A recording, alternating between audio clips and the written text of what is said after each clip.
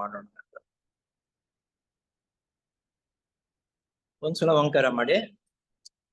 ಓ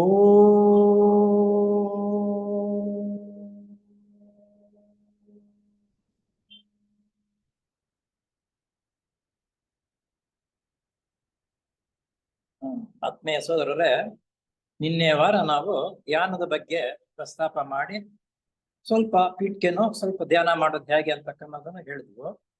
ಇದರಲ್ಲಿ ಬರ್ತಕ್ಕಂಥ ಧ್ಯಾನದಲ್ಲಿ ಅಲ್ಲಲ್ಲಿ ಆ ಪಾಯಿಂಟ್ಗಳಿದೆ ಕೆಲವು. ಆ ಪಾಯಿಂಟ್ಗಳು ಯಾಕೆ ಹಾಕಿದ್ರು ಏನು ಅಂತ ಅನ್ನೋದು ಅದನ್ನ ಒಂದು ರೀತಿ ನಾನು ಜೋಡಿಸ್ಕೊಂಡು ಈ ರೀತಿ ಧ್ಯಾನ ಮಾಡೋದ್ರಿಂದ ನಮಗೆ ಸುಲಭವಾಗುತ್ತೆ. ನಂತರ ಆ ಟೈಮ್ ಅದಕ್ಕೆ ನಾವು ಮಾಡ್ಕೊಂತಿಲ್ಲ 5 ನಿಮಿಷ 5 ನಿಮಿಷ 5 ನಿಮಿಷ 3 ಹಂತಗಳಾಗಿ ಅಂತ ಜಾಸ್ತಿ ಮಾಡ್ಕೋಬೇಕಾದ್ರೆ ಯಾವ ಹಂತವನ್ನು ಜಾಸ್ತಿ ಮಾಡ್ಕೋಬಹುದು ಅಂತನ್ನೋದನ್ನ ಇಲ್ಲಿ ಬರುತ್ತೆ. ಅದನ್ನು ಮುಂದೆ ಹೇಳೋಣ. ಇಲ್ಲಿ ಮೊದಲನೇ ಬಾರಿಗೆ ನಮ್ಮ ಸುವರ್ಣ ಸೋಪಾನಗಳು ಅಂತಕ್ಕಂಥದ್ದು ಇದೆಯಲ್ಲ, ಪ್ರತಿ ಅಣುವಿನಲ್ಲಿಯೂ ಚಲಿಸುತ್ತಿರುವ ಗುಪ್ತ ಚೇತನವೇ ಅಂತಕ್ಕಂಥದ್ದನ್ನ ನಿಧಾನವಾಗಿ ಅರ್ಥಗರ್ಭಿತವಾಗಿ ಅದನ್ನು ಹೇಳ್ಕೋಬೇಕು. ಪ್ರತಿ ಅಣುವಿನಲ್ಲಿಯೂ ಚಲಿಸುತ್ತಿರುವ ಗುಪ್ತ ಚೇತನವೇ, ಪ್ರತಿ ಪ್ರಾಣಿಯಲ್ಲಿಯೂ ಬೆಳಗುತ್ತಿರುವ ಗುಪ್ತ ಜ್ಯೋತಿಯೇ, ಎಲ್ಲವನ್ನೂ ಒಂದನ್ನಾಗಿ ಸೇರಿಸಿರುವ ಗುಪ್ತ ಪ್ರೇಮವೇ, ನಿನ್ನೊಡನೆ ಒಂದಾಗಿಹನೆಂದು ತಿಳಿದಿರುವ ಪ್ರತಿಯೊಬ್ಬನೂ ಆ ಕಾರಣದಿಂದಲೇ ಇದರೊಂದಿಗೂ ತನ್ನ ಐಕ್ಯತೆಯನ್ನು ಅರಿಯಲಿ. ಓಂ ಶಾಂತಿ ಶಾಂತಿ ಶಾಂತಿ. ಹೀಗೆ 5 ನಿಮಿಷ ನಿಧಾನಕ್ಕೆ ಆ ಬರ್ತಕ್ಕಂಥ ಪದಗಳ ಅರ್ಥವೇನು ಅಂತಕ್ಕಂಥ ಮನಸ್ಸಿನಲ್ಲಿ ಅದನ್ನೇ ಮೆಲುಕು ಹಾಕ್ತಾ 5 ನಿಮಿಷ ಮಾಡಿದಾಗ ಏನಾಗುತ್ತೆ ಅಂದ್ರೆ, ನಮ್ಮ ಮೊದಲು ಸ್ಟಾರ್ಟಿಂಗ್ ನಲ್ಲಿ ನಮ್ಮ ಮನಸ್ಸು ಅಂತಕ್ಕಂಥದ್ದು ಇಲ್ಲಂದ್ರೆ ಚಿದ್ರವಾಗಿರುತ್ತೆ. ಬೆಳಗಿನಿಂದ ಸಾಯಂಕಾಲವರೆಗೂ ಮಾಡಿರ್ತಕ್ಕಂಥ ಕೆಲಸಗಳೇನೋ ಅದು ಇದು ಬರುತ್ತೆ.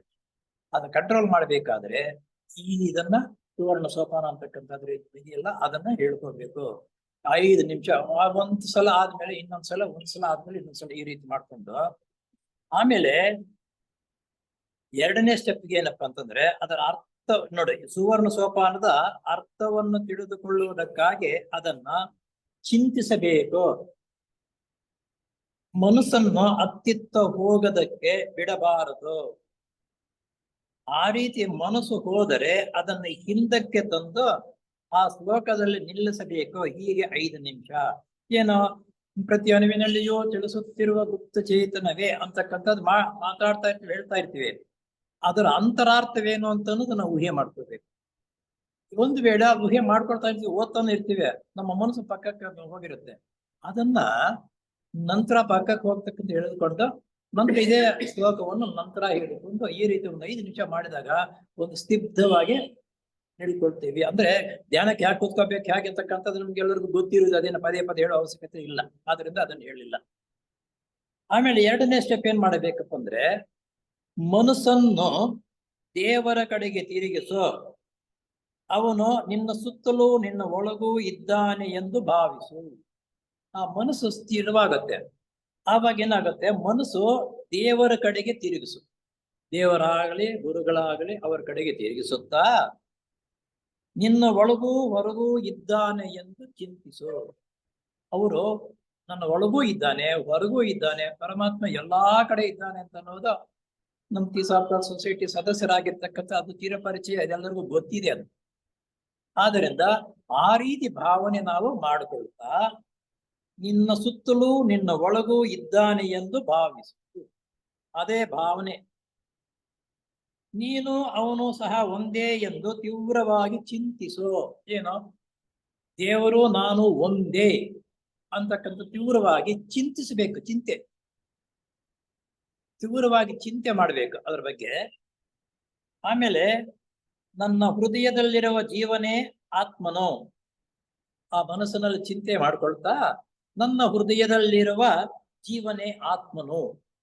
ಇವನು ಸೂರ್ಯನಿಗಿಂತಲೂ ತೇಜಸ್ವಿಯು, ಹಿಮಕ್ಕಿಂತಲೂ ಪರಿಶುದ್ಧನು, ಆಕಾಶ ತತ್ವಕ್ಕಿಂತಲೂ ಸೂಕ್ಷ್ಮನು ಅಂತ ಈ ರೀತಿ ಈ ಭಾವನೆಗಳೊಂದಿಗೆ ನಾವು ಅದನ್ನ ಬೆಳಕು ಹಾಕೋಬೇಕು. ನಾನೇ ಆ ಆತ್ಮನು, ಆ ಆತ್ಮನೇ ನಾನು ಎಂದು ಹೇಳು. ನಾನೇ ಆ ಆತ್ಮನು, ಆತ್ಮನೇ ನಾನು ಎಂದು ಹೇಳ್ಕೋಬೇಕು. ಮನಸ್ಸಿನಲ್ಲೇ ಈ ರೀತಿ ನಾವು ಅನ್ಕೋಬೇಕು. ಆಮೇಲೆ ಶಾಶ್ವತವಾದ ಜ್ಞಾನವು ನನ್ನ ಮನಸ್ಸನ್ನು ಪ್ರಕಾಶಗೊಳಿಸಲಿ. ಶಾಶ್ವತವಾದ ಜ್ಞಾನವು ನನ್ನ ಮನಸ್ಸನ್ನು ಪ್ರಕಾಶಗೊಳಿಸಲಿ. ಸತ್ಯದ ಚೇತನವು ನನ್ನ ಹೃದಯವನ್ನು ಶುದ್ಧಗೊಳಿಸಲಿ. ಸತ್ಯದ ಚೇತನವು ನನ್ನ ಹೃದಯವನ್ನು ಶುದ್ಧಗೊಳಿಸಲಿ. ಭಗವಂತನ ಕಟ್ಟಳೆಯು ನನ್ನ ಮಾತುಗಳಿಗೂ ಕೆಲಸಗಳಿಗೂ ಮಾರ್ಗದರ್ಶಕವಾಗಲಿ. ಭಗವಂತನ ಕಟ್ಟಳೆಯು ನನ್ನ ಮಾತುಗಳಿಗೂ ಮಾರ್ಗದರ್ಶನವಾಗಲಿ ಅಂತ ಹೇಳ್ಕೊಂಡು ಹೀಗೆ ಇದನ್ನೇ ಇವಾಗ ನಾನು ಹೇಳಿದ್ನಲ್ಲ, ಇದನ್ನೇ ಒಂದು 5 ನಿಮಿಷ ಮನಸ್ಸಿನಲ್ಲಿ ನಾವು ಮೆನಕ್ ಹಾಕೋಬೇಕು. ಅಲ್ಲಿಗೆ 1ನೇ ಸ್ಟೆಪ್ ಆಯಿತು, ಇದು 2ನೇ ಸ್ಟೆಪ್. ಇದನ್ನೇ ನಾವು ಪದೇ ಪದೇ ಮನಸ್ಸಿನಲ್ಲಿ ಹೇಳಿಕೊಂಡು ಆ ರೀತಿ ಸ್ತಬ್ಧವಾಗ ಅಷ್ಟೊತ್ತಿಗೆ ಏನಾಗುತ್ತೆ, ಮುಕ್ಕಾಲುವಾಗ ನಾವು ಧ್ಯಾನಕ್ಕೆ ಸಿದ್ಧತೆ ಆಗ್ತೀವಿ. ಮುಕ್ಕಾಲುವಾಗ ಆವಾಗ ಸಿದ್ಧತೆ ಆಗ್ತೀವಿ. ಇನ್ನು ಧ್ಯಾನದಲ್ಲಿ ಹೋಗಿಲ್ಲ ನಾವು, ಆಗ್ತೀವಿ. ಆಮೇಲೆ 3ನೇ ಸ್ಟೆಪ್ ಏನ್ ಮಾಡ್ಬೇಕಪ್ಪ ಅಂತಂದರೆ, ಪರಿಪೂರ್ಣ ಮನುಷ್ಯನಾಗಲು ಯಾವ ಗುರುವನ್ನು ಸೇರಬೇಕೆಂದು ಕೋರುತ್ತೀಯೋ, ಪರಿಪೂರ್ಣ ಮನುಷ್ಯನಾಗಲು ಯಾವ ಗುರುವನ್ನು ಸೇರಬೇಕು ಅಂತಹ ಗುರುವನ್ನು ಚಿಂತಿಸು. ಇಲ್ಲೇ ಗುರುವನನ್ನಾಗಲಿ ಅಥವಾ ದೇವರನ್ನಾಗಲಿ ಯಾರು ನಮಗೆ ನಂಬಿಕೆ ಇರುತ್ತೋ ಅವರ ಕಡೆ ಚಿಂತನೆ ಮಾಡಬೇಕು. ಯಾರು ನಮಗೆ ಗುರುಗಳಾಗಿರುತ್ತಾರೋ, ಈ ಸಾಕಲ್ ಸೊಸೈಟಿ ನಮ್ಮ ಸದಸ್ಯರಿಗೆಲ್ಲರಿಗೂ ಅವರವರಿಗೆ ಸಂಬಂಧಪಟ್ಟಿರ್ತಕ್ಕಂಥ ಗುರುಗಳು ಯಾರು ಅಂತ ಅನ್ನೋದು ಅವ್ರಿಗೆ ಅನುಭವ ಆಗಿರುತ್ತೆ. ಆ ಗುರುಗಳನ್ನೇ ನೆನೆಸಿಕೊಳ್ಳ್ರಿ. ಬೇರೆಯವರಾದ್ರಾಗ ಅಥವಾ ದೇವರು ಇಂಥ ದೇವರು ಅಂತ ಅನ್ನೋದು ಆ ದೇವರನ್ನೇ ನೆನೆಸಿಕೋಬೇಕು. ದೇವರಲ್ಲಿನ ಅದ್ಭುತವು, ಪ್ರೇಮವು, ಸೌಂದರ್ಯವು ಇವನಿಂದ ವ್ಯಕ್ತವಾಗುವುದೆಂದು ಚಿಂತಿಸು.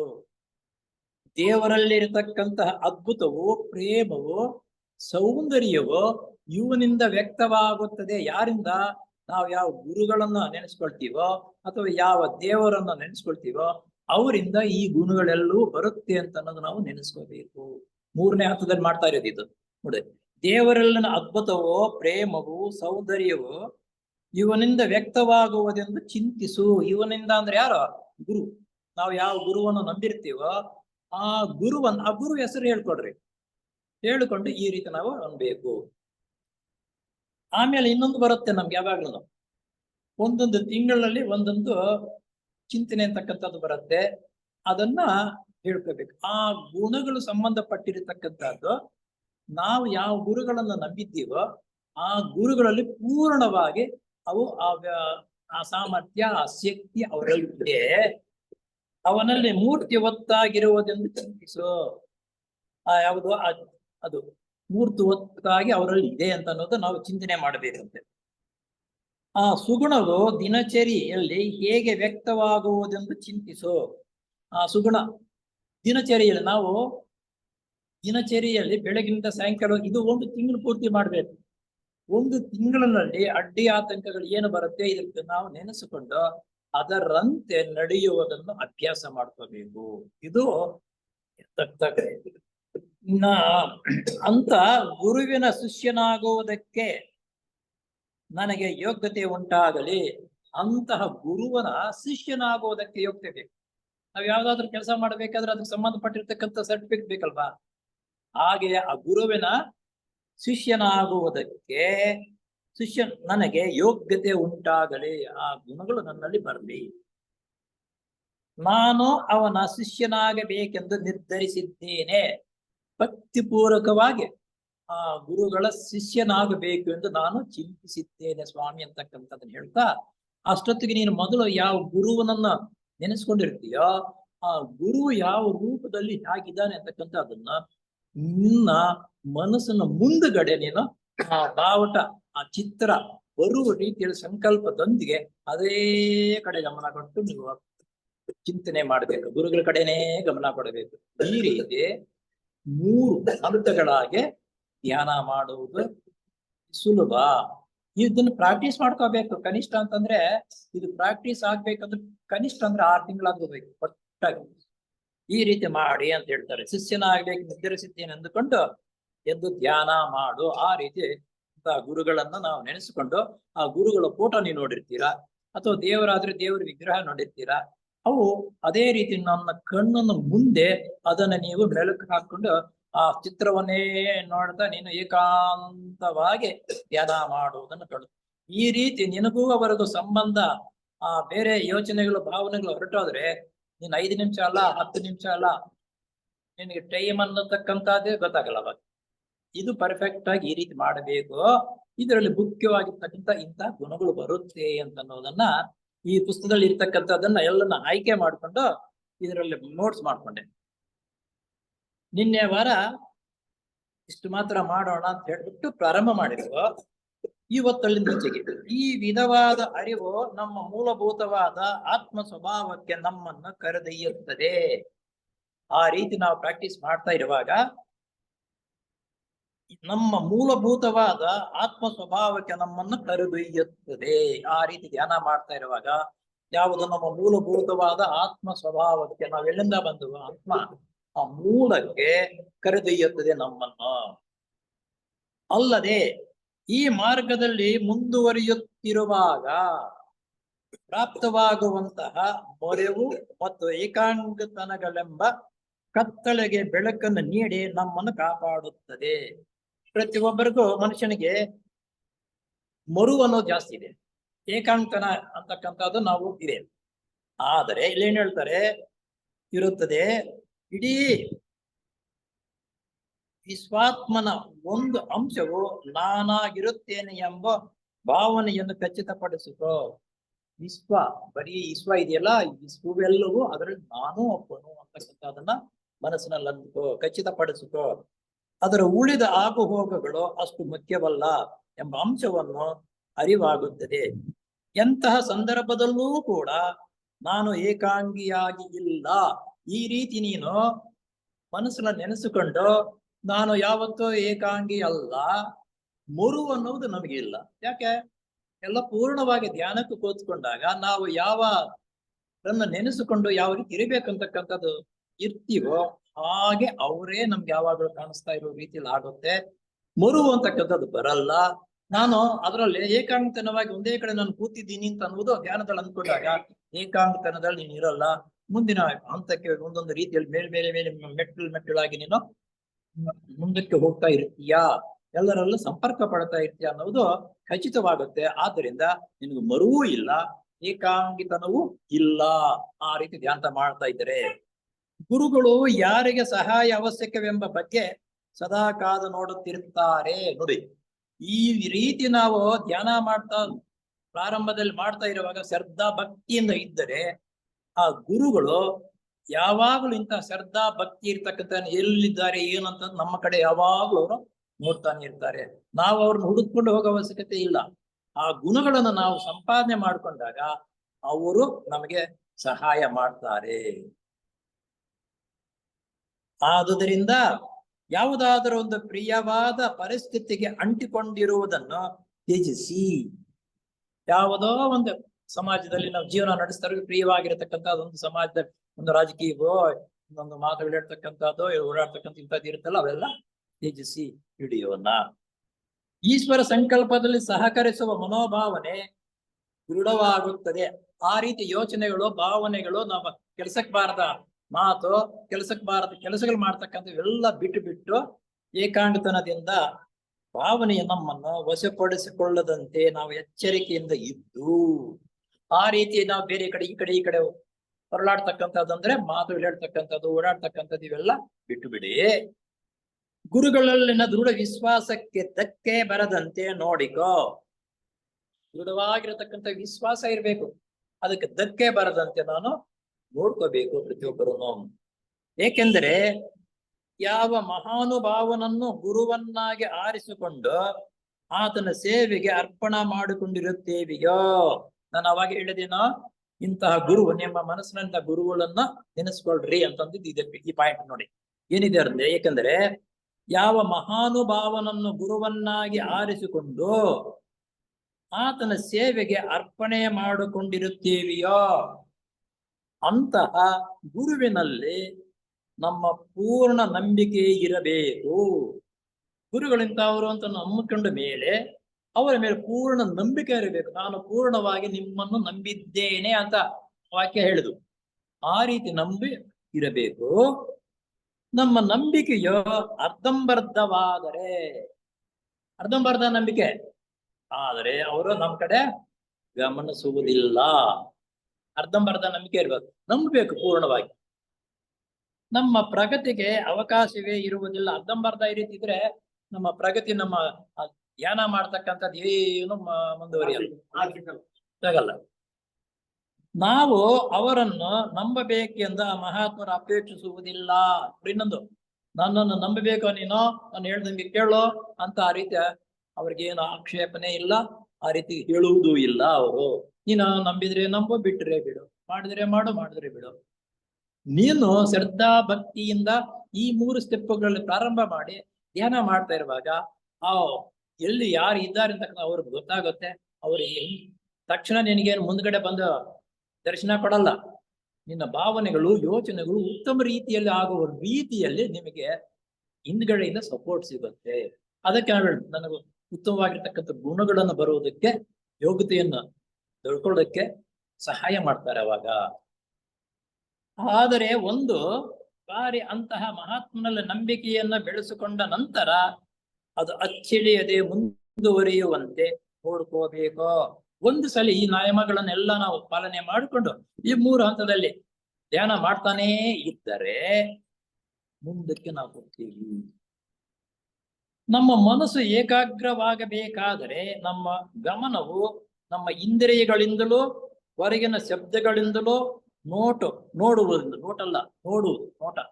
ನೋಡುವುದರಿಂದಲೂ ಮತ್ತು ಇತರರ ಯೋಚನೆಗಳು ಮತ್ತು ರಾಗಭಾವನೆಗಳಿಗೆ ಸಂಬಂಧಪಟ್ಟ ಅಲೆಗಳಿಂದಲೂ ಪ್ರತ್ಯಾಹಾರ ಮಾಡುವುದನ್ನು ಕಲಿಯಬೇಕು. ಇಲ್ಲಿ ಪ್ರತ್ಯಾಹಾರ ಅಂದ್ರೆ ಏನು? ಹಿಂತಿರುಗಿಸುವುದು.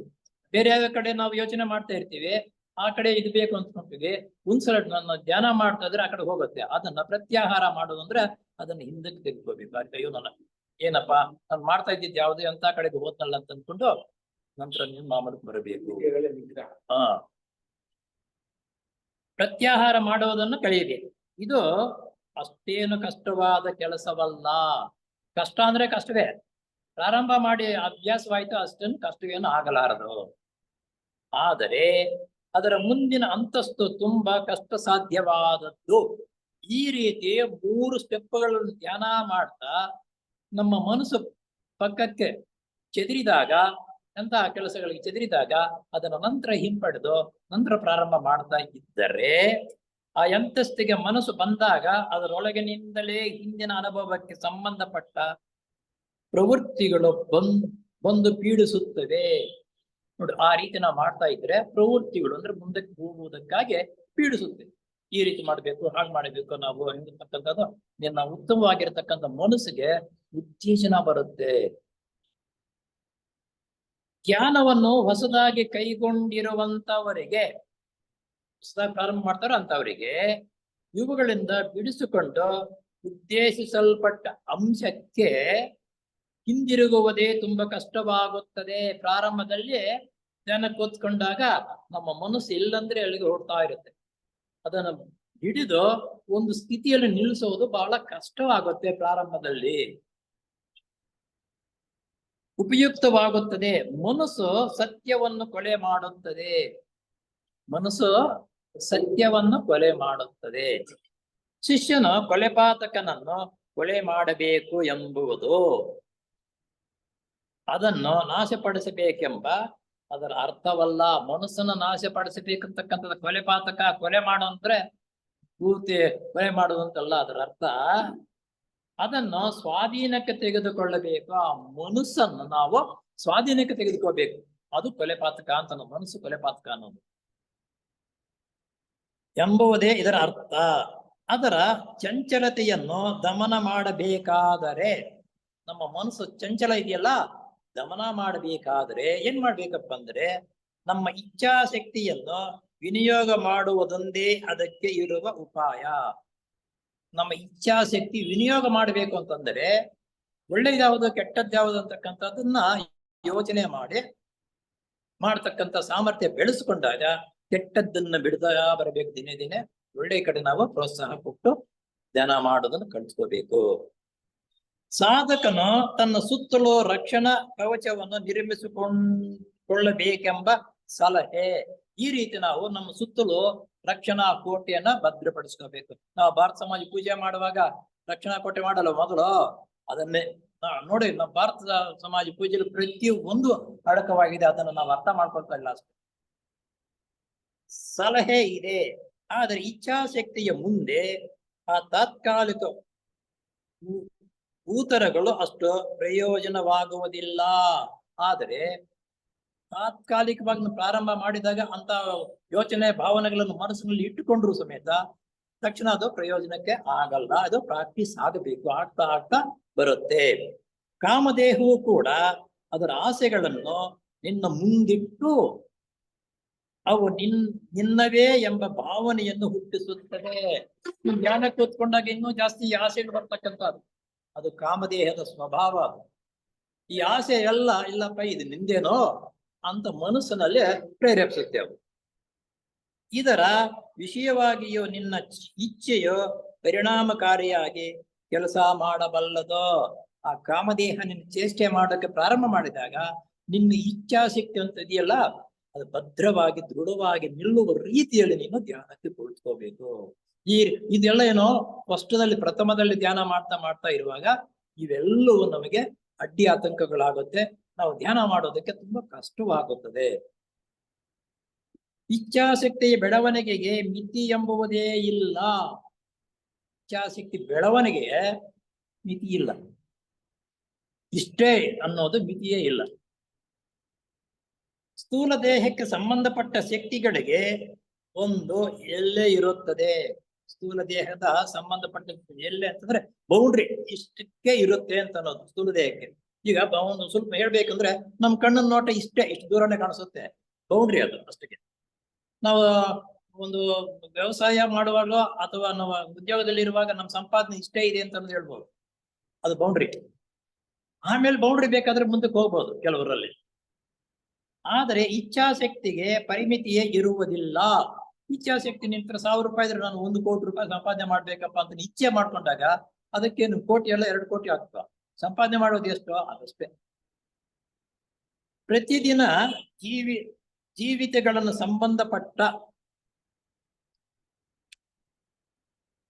ಸಣ್ಣ ಘಟನೆಗಳನ್ನು ಎದುರಿಸುವ ಸಾಧನೆಯಲ್ಲೇ ನಮ್ಮ ಇಚ್ಛಾಶಕ್ತಿಯು ಬೆಳೆಯಬಹುದಾದ ಅವಕಾಶವಿರುವುದು.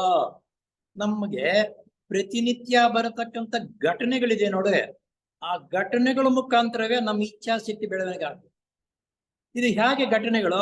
ಯಾವುದೋ ಒಂದು ಮಾಡಬಾರದು ಕೆಲಸ ಮಾಡಿ ನಮ್ಮ ಹತ್ರಕ್ಕೆ ಬರ್ತಾನೆ, ಅವನು ಯಾವ ರೀತಿಯಲ್ಲಿ ದಂಡಿಸಬೇಕು ಅಂತಕ್ಕಂಥದ್ದು ನಮ್ಮ ಇಚ್ಛಾಶಕ್ತಿ ಈ ರೀತಿ ಮಾತನಾಡು, ಹೀಗೆ ಹೇಳು ಅಂತಕ್ಕಂಥದ್ದು ಆಗುತ್ತೆ. ನೀನು ಬೇರೆ ಅವನು ತಪ್ಪು ಮಾಡಿ ಅಥವಾ ಬೇರೆಯವರು ಮಾಡ್ತಾ ಇರುವಾಗ ಅವೆಲ್ಲ ನೋಡಿ, ನೋಡಪ್ಪ ಅವನೊಂದು ತಪ್ಪು ಮಾಡಿದ್ರಿಂದ ಎಷ್ಟು ಜನರ ಹತ್ರ ಹೀನಾಯವಾಗಿ ಅನಿಸ್ಕೋಬೇಕಾಗಿ ಬಂತು, ಇಂಥ ತಪ್ಪುಗಳು ಮಾಡಬಾರದು ಅಂತಕ್ಕಂಥದ್ದು ನಿನ್ನಲ್ಲಿ ಅವನಿಗಿಂತ ಜಾಸ್ತಿಯಾಗಿ ಬೆಳವಣಿಗೆ ಆಗುತ್ತದೆ.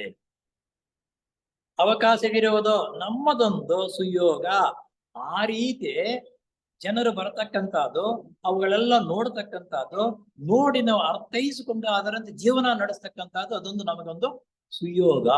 ನೋಡಿ, ಬೇರೆಯವ್ರು ಜಗಳ ಆಡ್ಕೊಳ್ತಾ ಇರ್ತಕ್ಕಂಥದ್ದು ನೋಡ್ತಕ್ಕಂಥದ್ದು, ಬೇರೆಯವ್ರಿಗೆ ಬುದ್ಧಿವಾದ ಹೇಳ್ತಕ್ಕಂಥದ್ದು ಅಂತವ್ರು ನಮ್ಮ ಹತ್ರಕ್ಕೆ ಬಂದ್ರೆ ಅದೊಂದು ಸುಯೋಗವಂತೆ ನಮಗೆ.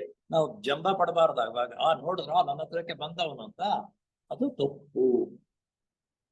ನಮ್ಮದೊಂದು ಸುಯೋಗ, ಇದಕ್ಕಿಂತ ಉನ್ನತವಾದ ಸಾಧನವಿಲ್ಲ. ನಾವು ಸಾಧನೆ ಮಾಡಬೇಕಾದ್ರೆ ಇಂಥವೆಲ್ಲವನ್ನು ನಾವು ನಿಗ್ರಹಿಸಿಕೊಂಡು ಉತ್ತಮ ರೀತಿಯಲ್ಲಿ ಬೇರೆಯವನಿಗೂ ಸಮೇತ ಅವನ ಕಷ್ಟವನ್ನು ನೋಡಿ, ಕಷ್ಟ ಯಾವ ರೀತಿ ಯಾಕೆ ಬಂತವನಿಗೆ ಅನ್ನೋದು ಅವನಿಂದ ಅನುಭವ ಆಗುತ್ತಾ. ಸುಖ ಜೀವನ ನಡೆಸಬೇಕಾದ್ರೆ ಯಾವ ರೀತಿ ಸುಖ ಜೀವನ ನಡೆಸ್ತಾ ಇದ್ದಾನೆ ಅಂತ ಅನ್ನೋದು ನಾವು ಮಾಡದೇ ಹೋದ್ರು ಅವನಿಂದ ನಮ್ಗೆ ಅನುಭವ ಆಗತ್ತಾ. ಆದ್ದರಿಂದ ಇದು ನೀಗೊಂದು ಸುಯೋಗ.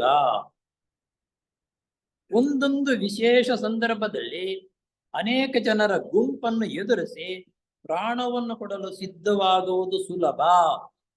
ಈ ಹುರಿದುಂಬಿಸ್ತಾರೆ ಜನರನ್ನ, ಹುರಿದುಂಬಿಸ್ಬಿಟ್ಟು ಅದಂಗೆ ಇದು ಹಿಂಗಾಗತ್ತೆ, ಈ ಕೆಲಸ ನೀನು ಮಾಡಿಬಿಟ್ರೆ ದೇವ್ರು ನಿನ್ಗೆ ಹೂವಿನಾರ ಹಾಕ್ತಾರೆ, ಆ ಕಡೆ ಹಿಂಗ ಹೋಗ್ತೇವೆ ಮಾಡ್ತಾರೆ ಅಂತ ಹುರಿದುಂಬಿಸಿದವಾಗ ಅವನು ಪ್ರಾಣ ತೆಗೆದುಕೊಳ್ಳುವುದಕ್ಕಾಗಿ ಹೊರಟಾಗ್ತಾನೆ. ಇವಾಗ ನಾವು ಸೂಸೈಡ್ ಬಾಂಬರ್ ಹಾಕೊಳ್ತಕ್ಕಂಥ ಇದೆಲ್ಲ ಅದೇ ಆಗಿರ್ತಕ್ಕಂಥದ್ದು. ಇವು ಅದು ಆ ರೀತಿ ಸೂಸೈಡ್ ಮಾಡ್ಕೊಳ್ತಕ್ಕಂಥದ್ದೇ ಸಲೀಸು. ಆದರೆ ಪ್ರಾಣವನ್ನು ಕೊಡಲು ಸಿದ್ಧವಾಗುವುದು ಸುಲಭ. ಆ ರೀತಿ ಅಂತವರಿಗೆ ಸುಲಭ ಪ್ರಾಣ ಕೊಡೋದು. ನಿನ್ನೊಬ್ಬನ ಪ್ರಾಣ ಹೋದ್ರೆ ಇಷ್ಟು ಜನ ಅವರು ಸಾಯ್ತಾರೆ, ನಿನ್ಗೆ ಅಷ್ಟೊಂದು ಸ್ವರ್ಗಲೋಕದಲ್ಲಿ ಸುಖ ಸಿಗುತ್ತೆ ಅಂತ ಹೇಳಿದಾಗ ಅವನು ಉರಿದುಂಬಿ ಸೀದಾಗ ಅವನಂತ ಕೆಲಸ ಮಾಡ್ತಾನೆ. ಅಂತವರು ಪ್ರಾಣ ತೆಗೆದುಕೊಳ್ಳೋದು ಸುಲಭ. ಪ್ರತಿದಿನವೂ ಪ್ರತಿ ಗಳಿಗೆಯಲ್ಲಿ ಒಂದೇ ವಿಧವಾದ ಜನರೊಡನೆ ಬೇಸರವಿಲ್ಲದೆ ನಡೆದುಕೊಂಡು ತನ್ನ ಸಂಯಮವನ್ನು ಬೆಳೆಸಿಕೊಳ್ಳುವುದು ತುಂಬಾ ಕಷ್ಟ ಸಾಧ್ಯ. ನೋಡಿ ಇಲ್ಲಿ ಪ್ರತಿದಿನ ಒಂದೇ ರೀತಿಯಲ್ಲಿ ಇರ್ತಕ್ಕಂಥ ಜನರ ಗುಂಪಿನಲ್ಲಿ ಇದ್ದು ತನ್ನ ಕಾಲಹರಣೆ ಮಾಡ್ಕೊಳ್ತಕ್ಕಂಥದ್ದು ತುಂಬಾ ಕಷ್ಟವಂತೆ.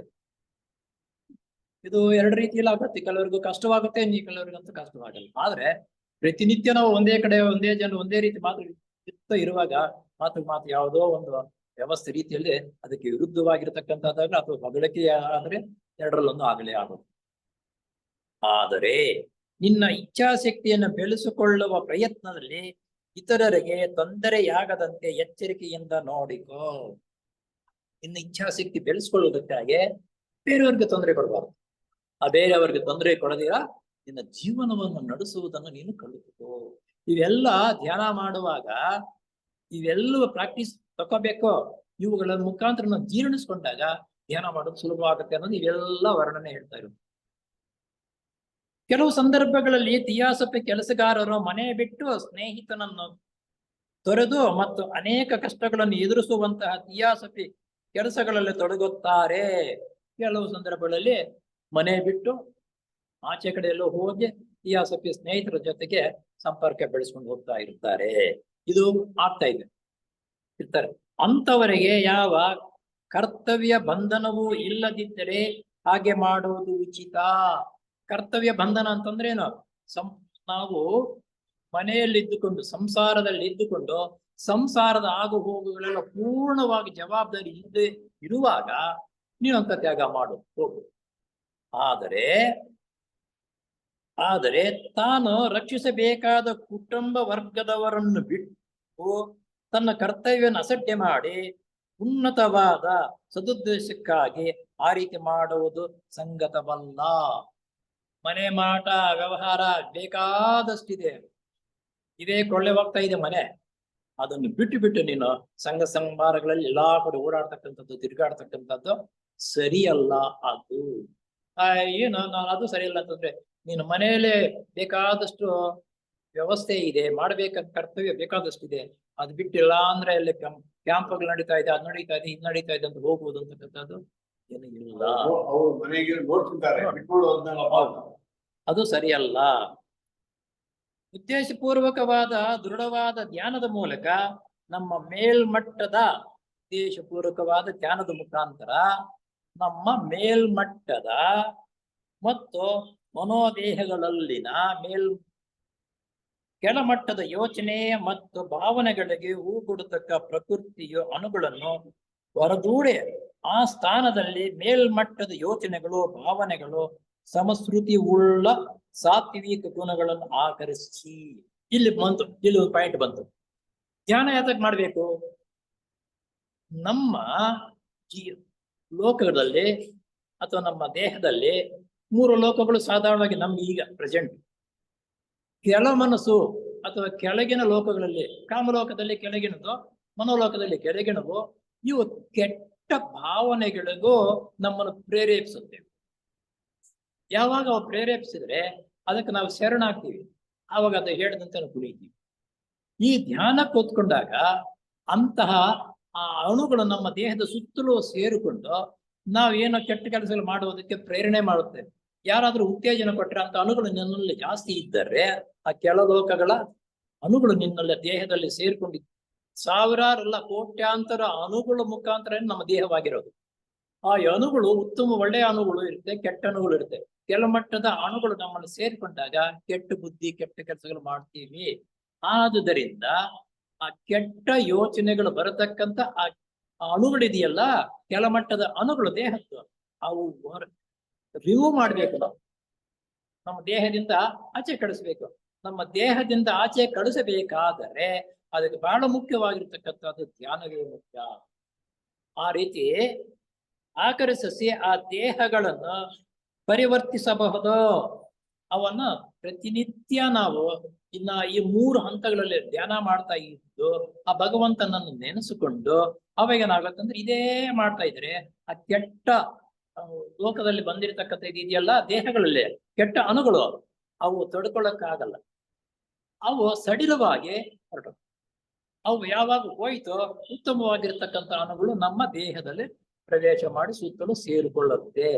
ಆಗ ಏನಾಗುತ್ತೆ, ನಮ್ಮ ಧ್ಯಾನ ದಿನೇ ಪ್ರಬಲವಾಗುತ್ತೆ, ನಮಗೆ ಹುಮ್ಮಸ್ಸು ಹುರುಪು ಬರುತ್ತೆ. ಧ್ಯಾನ ಮಾಡ್ತಾ ಇದ್ರೆ ಇಷ್ಟೊತ್ತಾಯ್ತಾ ಅಂತ ಅನ್ಸುತ್ತೆ.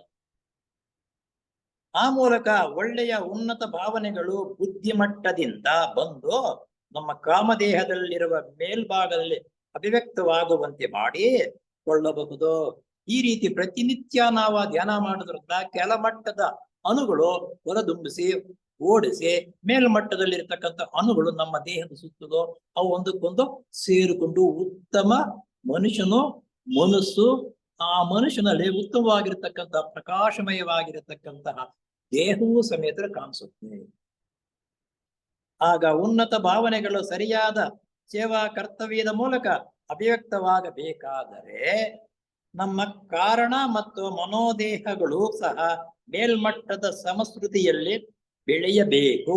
ಯಾವಾಗ ಇವು ಕೆಳಮಟ್ಟದ ಅಣುಗಳು ಹೊರಟೋಗಿ ಮೇಲ್ಮಟ್ಟದ ಅಣುಗಳು ಬಂದರೆ ನಮಗೆ ಯಾವುದಾದ್ರು ಕಾರಣ ದೇಹ ಮನೋದೇಹಗಳು ಸಹ ಮೇಲ್ಮಟ್ಟದ ಸಮಶ್ರುತಿಯಲ್ಲಿ ಬೆಳೆಯಬೇಕು. ಆವಾಗ ಮೇಲ್ಮಟ್ಟದ ಸಮಶ್ರುತಿಯಲ್ಲಿಯೂ ಬೆಳವಣಿಗೆ ಆಗುತ್ತೆ. ಸಮಶ್ರುತಿ ಅಂತಂದ್ರೆ ಇದೊಂದು ಜ್ಞಾಪಕ ಬರ್ತದೆ.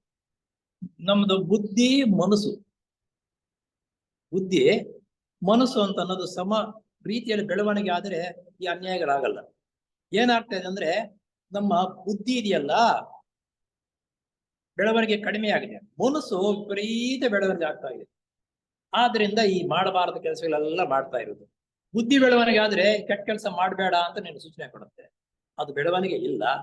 ಆದ್ರಿಂದ ಸಮಶ್ರುತಿಯಾಗಿ ನಾವು ಬೆಳವಿಸ್ಕೋಬೇಕಾದ್ರೆ ಈ ರೀತಿ ನಾವು ಧ್ಯಾನ ಮಾಡಿದಾಗ ಎರಡು ಸಮ ರೀತಿಯಲ್ಲಿ ಬೆಳವಣಿಗೆ ಆಗುತ್ತದೆ ಅಂತಾರೆ. ಇಲ್ಲದಿದ್ದರೆ ನಮ್ಮ ರಾಗಭಾವನೆಗಳನ್ನು ಸದುಪಯೋಗ ಮಾಡಬಲ್ಲ ಉಚಿತವಾದ ವಿವೇಚನೆಯು ನಮಗೆ ಮೂಡುವುದಿಲ್ಲ. ಈ ರೀತಿ ಇದ್ದರೆ ನಮ್ಮ ರಾಗಭಾವನೆಗಳು ಉತ್ತಮವಾಗಿರ್ತಕ್ಕಂಥ ಕೆಲಸಗಳು ಮಾಡುವುದಕ್ಕಾಗೂ ಒಂದು ರಾಗಭಾವನೆ ಬರಬೇಕು, ಅದು ಬರುವುದಿಲ್ಲ. ಉತ್ತಮ ಕೆಲಸ ಮಾಡುವುದಕ್ಕೆ ನಾವು ಉಚಿತ ರೀತಿಯಲ್ಲಿ ನಡ್ಕೊಳ್ಳೋದಕ್ಕೆ ಸಾಧ್ಯವಿಲ್ಲದಿರ ಹೋಗುವುದಕ್ಕೆ ನಮ್ಗೆ ಇದೇ ಕಾರಣ. ಉನ್ನತ ಮಟ್ಟದ ಭಾವನೆಗಳಿಗೆ ಜೊತೆಗೆ ಅವುಗಳನ್ನು ಸರಿಯಾದ ಮಾರ್ಗದಲ್ಲಿ ವಿನಿಯೋಗ ಮಾಡಬಲ್ಲ ಅನುಭವ ಜ್ಞಾನವು ಮತ್ತು ಸ್ಥೈರ್ಯವು ಬೇಕಾಗುತ್ತದೆ. ಉತ್ತಮವಾಗಿರ್ತಕ್ಕಂಥ ಕೆಲಸ ಮಾಡಬೇಕಾದ್ರೆ ನಮಗೆ ಅನುಭವವು ಸ್ಥೈರ್ಯ ಅವೆರಡೂ ಇದ್ದರೆ ಆ ಕೆಲಸವನ್ನು ಮಾಡಬಹುದು. ಇವೆರಡು ಇಲ್ಲ ಅಂತಂದ್ರೆ ಮಾಡಕ್ಕೆ ಆಗಲ್ಲ. ರಾಗಭಾವನೆಗಳು ಉತ್ಸಾಹಕರವಾದರೆ ಅವುಗಳನ್ನು ಸರಿಯಾದ ಮಾರ್ಗದಲ್ಲಿ ಅಭಿವ್ಯಕ್ತಪಡಿಸುವಂತಹ ವಿವೇಚನೆಯು ಅವಶ್ಯಕ. ರಾಗಭಾವನೆಗಳು ಒಳ್ಳೆ ರಾಗಭಾವನೆಗಳು ಬಂದರೆ ಅವನ್ನು ವ್ಯಕ್ತಪಡಿಸುವುದಕ್ಕಾಗಿ ಉತ್ಸಾಹ, ನಾವು ಒಂದು ಕೆಲಸ ಮಾಡ್ತಾ ಇದ್ರೆ ಒಳ್ಳೆ ಕೆಲಸ ಮಾಡ್ತಾ ಇದ್ರೆ ನಾವು ಉತ್ಸಾಹ ಕೊಡಬೇಕು. ಬೇಷ್ ಚೆನ್ನಾಗಿದೆಯಾ, ಚೆನ್ನಾಗಿ ಮಾಡ್ತಾ ಇದೆಯಪ್ಪ ಈ ಕೆಲಸ, ನಾನು ಉತ್ತಮವಾಗಿದೆ ಅಂತ ಆ ಮನುಷ್ಯನಿಗೆ ಉತ್ಸಾಹ ಪಡಬೇಕು. ಆ ಉತ್ಸಾಹ ಸಿಕ್ಕಿದಾಗ ಇನ್ನು ಬಲವತ್ತವಾಗಿ ವ್ಯವಸ್ಥೆ ರೀತಿಯಲ್ಲ ಕೆಲಸ ಮಾಡುವುದಕ್ಕೆ ಒಂದು ಉತ್ಸಾಹ ಬಂದು ಉತ್ತಮ ರೀತಿಯಲ್ಲಿ ಮುಂದುವರಿಯುತ್ತಾನೆ. ಅನುಭವ ಜ್ಞಾನವೆಂದರೆ ಅದು 3 ವಿಧವಾಗಿ ಮಾರ್ಗದರ್ಶನ ನೀಡಬಹುದು. ಅನುಭವ ಜ್ಞಾನವನ್ನು 3 ರೀತಿಯಲ್ಲಿ ಹೇಳ್ಬೋದು ಧ್ಯಾನವನ್ನು. ಮೊದಲು ಒಬ್ಬ ಸಾಧಕನು ಒಂದು ವಿಷಯವಾಗಿ ಜಾಗರೂಕತೆಯಿಂದಲೂ ಆಳವಾಗಿ ಯೋಚಿಸಿದರೆ ಅವನಿಗೆ ಒಂದು ಅಂಶ ಆ ವಿಷಯಕ್ಕೆ ಸಂಬಂಧಪಟ್ಟಂತೆ ಹೊಳೆಯಬಹುದು. ನೋಡಿ, ಒಂದನೇದು, ಮೊದಲು ಒಬ್ಬ ಸಾಧಕನು ಒಂದು ವಿಷಯವಾಗಿ ಜಾಗರೂಕತೆಯಿಂದಲೂ ಆಳವಾಗಿ ಯೋಚಿಸಿದರೆ, ಯಾವುದಾದ್ರೂ ಒಂದು ಕೆಲಸ ಮಾಡಬೇಕಾದ್ರೆ ಮೊದಲು ಯೋಚನೆ ಮಾಡಬೇಕು, ಅದನ್ನ ಆಳವಾಗಿ ಯೋಚನೆ ಮಾಡಬೇಕು, ಈ ಕೆಲಸ ಹೇಗೆ ಅಂತಕ್ಕಂಥದ್ದು ಒಂದನೇದು. ಎರಡನೇದು, ಆತನ ಅಂತರಾತ್ಮನು ಆತನ ಮಟ್ಟದಲ್ಲಿ ಆ ವಿಷಯವಾಗಿ ಏನು ಅಭಿಪ್ರಾಯ ಕೊಡಬಹುದು ಎಂಬುದು ವಿವೇಚಿಸಬಹುದು. ಅಂತರಾತ್ಮ ಅಂತಂದ್ರೆ ನಮ್ಮ ಮೇಲ್ ಮನಸ್ಸು ಇದೆಯಲ್ಲ, ಕೆಳ ಮನಸ್ಸು ಹೆಂಗಂದ್ರೆ ಸಂದರ್ಭಕ್ಕೆ ತಕ್ಕಂತೆ ಕುಣಿಯುತ್ತೆ. ಆದ್ರೆ ಮೇಲಿನ ಮನಸ್ಸು ಅಂತರಾತ್ಮ ಅಂತಕ್ಕಂಥದ್ದೆಲ್ಲ ಕೆಟ್ಟದ್ದಕ್ಕೆ ಅವಕಾಶ ಕೊಡುವುದಿಲ್ಲ. ಒಳ್ಳೆಯದೇ ಮಾಡ್ಬೇಕು, ವ್ಯವಸ್ಥೆ ರೀತಿಯಲ್ಲಿ ಇರಬೇಕು ಅಂತಕ್ಕಂಥದ್ದಕ್ಕೆ ಪ್ರಚೋದನೆ ನೀಡುತ್ತೆ ನಿನಗೆ. ಎರಡನೆಯದಾಗಿ ಆತನ ಅಂತರಾತ್ಮನು ಆತನ ಮಟ್ಟದಲ್ಲಿ ಆ ವಿಷಯವಾಗಿ ಏನು ಅಭಿಪ್ರಾಯ ಪಡಬಹುದು ಎಂಬುದಾಗಿ ವಿವೇಚಿಸಬಹುದು. ಇದು ಎರಡನೆಯದು. ಮೂರನೆಯದಾಗಿ ಒಬ್ಬ ಉನ್ನತ ಮಟ್ಟದ ಬೆಳವಣಿಗೆ ಉಳ್ಳವನು ಜೀವನ್ಮುಕ್ತ ಗುರುಗಳೊಡನೆ ಅಥವಾ ಒಬ್ಬ ದೇವತೆಯೊಡನೆ ಸಂಬಂಧ ಪಡೆಯಬಹುದ. ಮೂರನೇದು, ನಾವು ಅವಾಗ ಹೇಳಿಲ್ವಾ, ನಮಗೆ ಯಾವ ಗುರು ಬೇಕೋ ಆ ಗುರುವನ್ನ ನೆನೆಸಿಕೊಂಡು ಆ ಗುರುವನ ಚಿತ್ರವನ್ನು ನೆನೆಸಿಕೋ. ಇದಕ್ಕಾಗಿ ಆ ರೀತಿ ನಾವು ಧ್ಯಾನದಲ್ಲಿ ನಂಬಿಕೆ ಇಟ್ಟು ಯಾವ ಗುರುವನ್ನ ನಾವು ನೆನೆಸಿಕೊಂಡು ಆ ಗುರುವನ ಭಾವಚಿತ್ರವನ್ನೇ ನಾವು ಧ್ಯಾನ ಮಾಡ್ತಾ ಇದ್ದಾಗ ಇದು ಮೂರನೇದು ಅಭಿವೃದ್ಧಿ ಆಗುವುದಕ್ಕೆ ಸಾಧ್ಯವಾಗುತ್ತದೆ. ಮೊದಲನೇ ಪರಿಸ್ಥಿತಿಯಲ್ಲಿ ಮಾತ್ರ ಆತನ ಸ್ವಂತ ವಕ್ರ ಭಾವನೆಗಳಿಂದ ಅಥವಾ ಮನಸ್ಸಿನ ಪ್ರವೃತ್ತಿಗಳಿಂದ ಆತನ ಅಭಿಪ್ರಾಯವು ಕಲುಷಿತವಾಗುವುದಕ್ಕೆ ಸಾಧ್ಯ. ಮೊದಲನೇದು, ಅಭಿಪ್ರಾಯಗಳು ವ್ಯವಹಾರಗಳು ಕಲುಷಿತವಾಗೋದಕ್ಕೆ ಕಾರಣ ಅಂತಂದ್ರೆ ಅವನದೇ ಸ್ವಂತ ಅನುಭವ. ಅವನು ನಾನು ಮಾಡಿದ್ದೇ ಸರಿ, ಇದೇ ಸರಿಯಾಗಿದೆ, ಏನದೇನ್ ಮಹಾ ತಪ್ಪು, ಅದನ್ನು ಇದು ಅಂತಕ್ಕಂಥ ಕಲುಷಿತವಾಗಿರತಕ್ಕಂಥ ಮನೋಭಾವನೆ ಅವನಲ್ಲಿ ಇರುವಾಗ ಆ ರೀತಿ ಕಲುಷಿತವಾಗುತ್ತದೆ ಅವನ ಮನಸ್ಸು, ಅಭಿಪ್ರಾಯಕ್ಕೆ ಅತೀತವಾಗುತ್ತದೆ. ಹಾಗೆಯೇ ಗುರುವು ಮತ್ತು ದೇವತೆಯು ಕೂಡ. ಇದೆಲ್ಲವೂ ಸರಿ, ಆದರೆ ಈ ರೀತಿ ನಮಗೆ ಧ್ಯಾನದಲ್ಲಿ ಹೊಳೆದ ಸೂಚನೆಗಳನ್ನು ನಮ್ಮ ಸ್ಥೂಲ ಮೆದುಳಿನ ಪ್ರಜ್ಞೆಗೆ ಇಳಿಯಬೇಕಾದರೆ, ಈ ರೀತಿ ನಾವು ಧ್ಯಾನ ಮಾಡ್ತಾ ಇದ್ದರೆ ಕೆಲವು ಸೂಚನೆಗಳು ಭಾವನೆಗಳು ನಮಗೆ ವ್ಯಕ್ತವಾಗುತ್ತದೆ, ನಮಗೆ ಒಂದು ರೀತಿಯಲ್ಲಿ ಆಗ್ತಕ್ಕಂಥ ಆನಂದವಾಗುತ್ತದೆ. ಈ ರೀತಿ ಆದಾಗ ಏನ್ ಮಾಡ್ಬೇಕಪ್ಪ ಅಂದ್ರೆ ಇಳಿಸಬೇಕಾಗುತ್ತದೆ. ಅದು ಮೆದುಳಿನ ಪ್ರಜ್ಞೆಯನ್ನು ತಲುಪಿದ ಕೂಡಲೇ ಆ ಭಾವನೆಗಳು ಉತ್ಸಾಹ ನಮ್ಮ ಮೆದುಳಿಗೆ ತಲುಪಿದ ಕೂಡಲೇ ಅದರ ವಕ್ರ ಅಭಿಪ್ರಾಯಗಳಿಂದ ತಿರುಚಿ ಹೋಗುವ ಸಂಭವವಿರುತ್ತದೆ. ನನ್ನಲ್ಲಿ ವಕ್ರ ಮನೋಭಾವನೆ ಇದ್ದಾಗ ಉತ್ತಮ ರೀತಿಯ ಗುಣಗಳು ಬಂದು ನಮ್ಮ ಮೆದುಳು ಮೇಲೆ ಬಿದ್ದರೂ ಸಮೇತ ಅದನ್ನ ಏನೋ ಒಂಥರ ನೆಗ್ಲಿಜೆನ್ಸ್ ಆಗಿ ನೋಡುವುದಕ್ಕೂ ಅದನ್ನ ಅಂತ ಅನಿಸುತ್ತೆ.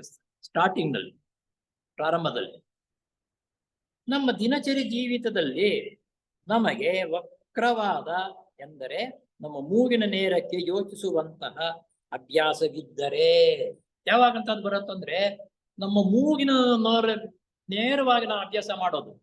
ಏನ್ ಮಾಡ್ತೀವಿ ನಾವು, ಇದು ಸರಿ, ನಾನು ಮಾಡಿದ್ದೆ ಸರಿ, ಅದೇನ್ ಮಹಾ ತಪ್ಪು, ಇದೇನ್ ಮಹಾ ತಪ್ಪು ಅಂತ ವಿತಂಡವಾದ ಮಾಡ್ತೀವಿ ನೋಡೋ. ನನ್ನ ಮೂಗು ಸರಿಯಾಗಿ, ಅವನ ಮೂಗು ಸರಿಯಾಗಿ ಅವನು ಹಿಡಿದ ಕಾಲಿಗೆ ಕೋಳಿಗೆ ಮೂರೇ ಕಾಲು ಅಂತಾರೆ, ಬಿಡಪ್ಪ ಅವ್ನು ಬಿಟ್ಬಿಡಪ್ಪ ಅಂತ ಬಿಟ್ಬಿಡ್ತಾರೆ ಸಮಾಜದಲ್ಲಿ. ಆ ರೀತಿ ಮನೋಭಾವನೆ ಯಾರಲ್ಲಿ ಇರುತ್ತದೋ, ಯಾಕಂದ್ರೆ ತಿಸಾಪಲ್ ಸೊಸೈಟಿಲಿ ಸಲಹೆಯನ್ನು ಕೊಡುವುದಕ್ಕೂ ಸಲಹೆಯನ್ನು ಪಡೆಯುವುದಕ್ಕೂ ಸಮ್ಮತಿಯಾಗಿರ್ಬೇಕು. ನಾನು ಮಾಡಿದ್ದೇ ಸರಿ, ನಾನು ಹೇಳ್ತಾ ಇರೋದು ಸರಿ ಅಂತ ಅಂದಾಗ ಅವನು ಮೂಗು ನೇರವಾಗಿ ನಡೀತಾ ಇದ್ದಾನೆ. ಎಲ್ಲರೂ ಆ ರೀತಿ ನಡೀಬೇಕು ಅಂತಕ್ಕಂಥದ್ದು ಇದು ಶುದ್ಧ ತಪ್ಪು, ಮೂರ್ಖತ್ವ. ನಮ್ಮ ಧ್ಯಾನ ಕಾಲದಲ್ಲೂ ಆ ಪ್ರವೃತ್ತಿಯೇ ಮುಂದುವರಿಯುತ್ತದೆ.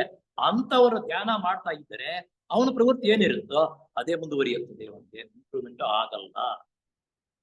ನಾವು ಜಾಗರೂಕತೆಯಿಂದ ಇತರರ ವಿಷಯವಾಗಿ ತಪ್ಪು ಅಭಿಪ್ರಾಯಗಳನ್ನು ರೂಪಿಸಿಕೊಳ್ಳದೆ ಅವನ ರೀತಿ ಮಾಡ್ತಾನೆಪ್ಪ ಅಂತ ಹೇಳ್ಬಿಟ್ಟು ಅವನ ತಪ್ಪುಗಳು ಏನಿದೆಯೋ ಆ ತಪ್ಪುಗಳನ್ನೇ ನಾವು ನಿಗ್ರಹಿಸ್ಕೊಂಡ ನೋಡ್ತಾ ಇದ್ದರೆ ಏನಾಗುತ್ತಪ್ಪ ಅಂದರೆ ಅವನು ಸಹ ನಮ್ಮಂತೆಯೇ ಎಂಬ ಸಹಾನುಭೂತಿಯನ್ನು ಬೆಳೆಸಿಕೊಂಡರೆ, ಅಮೃತ ಇದೆ ಹಾಗೆ ಇದೆ ಅಂತ ಬಿಟ್ಬಿಡ್ಬಾರ್ದು. ನಾನು ಅವನಂತೆ ಮೊದಲಿದ್ದು ಸರಾಗ್ತಾನೆ ಅಂತಕ್ಕಂಥ ಭಾವನೆ ನಮ್ಮಲ್ಲಿ ತೆಗೆಸ್ಕೋಬೇಕು. ಆ ನಿಷ್ಪಕ್ಷಪಾತವಾದ ಮನೋಭಾವನೆಯು ಧ್ಯಾನ ಕಾಲದಲ್ಲೂ ಕೂಡ ಮುಂದುವರಿಯುವುದು. ಆ ರೀತಿ ನಾವು ಧ್ಯಾನ ಮಾಡ್ತಾ ಇರುವಾಗ ಆ ಸಂಕಲ್ಪಗಳನ್ನ ಮುಂದುವರಿಸಿಕೊಂಡು ನಾವು ಹೋಗಬೇಕು. ಆಯ್ತು, ಬೇಜಾರಾಯ್ತು ಅಂದ್ರೆ ಬಿಟ್ಟು ಬಿಡಬಾರದು. ಆಗ ಇತರರಲ್ಲಿ ಇರಬಹುದಾದ ಒಳ್ಳೆಯದು ಕೂಡ ಗೋಚರವಾಗುವುದು. ಆ ರೀತಿ ನೀನು ಮಾಡ್ತಾ ಇದ್ದರೆ ಅವನ ಮನೋಭಾವನೆ ಕೆಟ್ಟದ್ದಿದ್ರೂ ಸಮೇತ ಒಂದಲ್ಲ ಒಂದ್ಸಲ ನಿನಗೆ ಅವನಲ್ಲಿರ್ತಕ್ಕಂಥ ಕೆಲವು ಒಳ್ಳೆಯ ಗುಣಗಳು ಸಮೇತ ನಿನ್ನ ಕಣ್ಣಿಗೆ ಬೀಳುತ್ತವೆ. ಸ್ಥೂಲ ಲೋಕದಲ್ಲಿ ಮಾಡುವ ಧ್ಯಾನವು ಅಂತರಾತ್ಮನಿಗೆ ಸಂಬಂಧಪಟ್ಟಿದ್ದಲ್ಲ. ನೋಡಿ, ಸ್ಥೂಲ ಲೋಕದಲ್ಲಿ ಮಾಡ್ತಕ್ಕಂಥ ಧ್ಯಾನ ಇದೆಯಲ್ಲ, ಇದು ಅಂತರಾತ್ಮನಿಗೆ ಸಂಬಂಧಪಟ್ಟಿದ್ದು ಅಲ್ಲ. ಆ ಮಟ್ಟಕ್ಕೆ ಹೋಗ್ಬೇಕಾದ್ರೆ ಗೋವಿಂದ ನಾವು ಅಷ್ಟು ಸುಲಭ ಅಲ್ಲ. ಅದರ ಉದ್ದೇಶವು ನಮ್ಮ ಕಾಮ ಮತ್ತು ರೂಪದೇಹಗಳನ್ನ ತಿದ್ದಿ ಅಂತರಾತ್ಮನಿಗೂ ಕೊಡುವಂತೆ ಪರಿವರ್ತಿಸುವುದು. ಮೊದಲು ನಮ್ಮ ಕಾಮ ರೂಪ, ಕಾಮದೇಹ, ರೂಪದೇಹ, ಕಾಮದೇಹಕ್ಕೂ ರೂಪದೇಹಕ್ಕೂ ಸಂಬಂಧ ಇವೆರಡು ಸೇರಿದಾಗ ಹೆಚ್ಚು ಕಡಿಮೆ ಆಗುತ್ತೆ. ಅವೆರಡನ್ನ ನಿಗ್ರಹಿಸ್ಕೊಳ್ತಕ್ಕಂಥದ್ದು ಮೊಟ್ಟ ಮೊದಲು ನಾವು ಧ್ಯಾನದಲ್ಲಿ ಕಲಿತ್ಕೋಬೇಕು ಅಂತ. ಕಾಮದೇಹ ರೂಪ ಇದೆಯಲ್ಲ, ಇವೆರಡನ್ನ ನಿಗ್ರಹಿಸ್ತಕ್ಕಂಥ ಸಾಮರ್ಥ್ಯವನ್ನು ಧ್ಯಾನದಲ್ಲಿ ನಾವು ಸಂಪಾದನೆ ಮಾಡಿಕೊಂಡಾಗ ದೇಹಗಳನ್ನು ತಿದ್ದಿ ಅಂತರಾತ್ಮನಿಗೂ ಕೊಡುವಂತೆ ಪರಿವರ್ತಿಸುವ ಸಲುವಾಗಿಯೇ ಕೈಗೊಂಡಿರುವಂತಹದ್ದು ಧ್ಯಾನ. ಯಾಕಪ್ಪ ಅಂದ್ರೆ ಇಲ್ಲಿ ನೋಡಿ, ಇಲ್ಲಿ ಮುಖ್ಯ ಯಾತಕ್ ಮಾಡ್ಬೇಕಪ್ಪ ಅಂದ್ರೆ ಕಾಮ, ಕೆಳ ಮನಸ್ಸು ಇವೆರಡನ್ನು ತಿದ್ದು ಸರಿಪಡಿಸಿಕೊಂಡು ಅಂತರಾತ್ಮನ ಕಡೆಗೆ ಹೋಗಬಹುದು. ಇವು ಸರಿಪಡಿಸ್ಕೊಳ್ತೇವೆ ಹೋದ್ರೆ ಅಂತರಾತ್ಮನ ಕಡೆಗೆ ನಾವು ಹೋಗೋದಕ್ಕೆ ಸಾಧ್ಯವಿಲ್ಲ. ಅಂತರಾತ್ಮನು ಬೆಳೆದ ಮಟ್ಟದ್ದಾದರೆ ಅದು ಕೂಡ ಅದರ ಮಟ್ಟದಲ್ಲಿ ಧ್ಯಾನವನ್ನು ಮಾಡುತ್ತದೆ. ಇವೆರಡು ನಿಗ್ರಹಿಸಿಕೊಂಡು ಅಂತರಾತ್ಮದಲ್ಲಿ ಮಟ್ಟದಲ್ಲಿ ನಾವು ಧ್ಯಾನ ಮಾಡೋದಾದರೆ ಬಹಳ ಮುಂದಕ್ಕೆ ಹೋಗ್ತೀವಿ. ಆದರೆ ಸ್ಥೂಲ ಲೋಕದ ಧ್ಯಾನ ಕಾಲದಲ್ಲೇ ಅಲ್ಲ, ಅಂತರಾತ್ಮನ ಸಕಾದಷ್ಟು ಸಂಸರಣದಲ್ಲಿ ಮುಂದುವರಿಯದಿದ್ದರೆ ಆತನು ತನ್ನ ಪ್ರಜ್ಞೆಯನ್ನು ಬುದ್ಧಿಲೋಕದ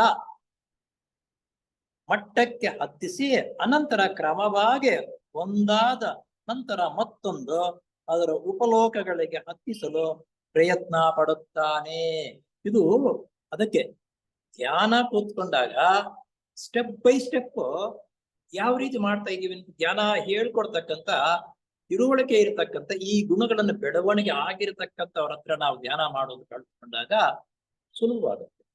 ಇಲ್ಲ ನಮ್ಮಷ್ಟಕ್ಕೆ ನಾವೇ ಇಷ್ಟೇ ಮಾಡ್ತಾ ಇದ್ರೆ ಬಹಳ ಈ ಜನ್ಮ ಅಲ್ಲ, ಒಂದೇ ಜನ್ಮದಲ್ಲಿ ಬರಲ್ಲ, 5 ತಿಂಗಳು 6 ತಿಂಗಳಿಗೂ ಬರಲ್ಲ, 1 ವರ್ಷಕ್ಕೂ ಬರಲ್ಲ, ಈ ಜನ್ಮದಲ್ಲೂ ಬರಲ್ಲ.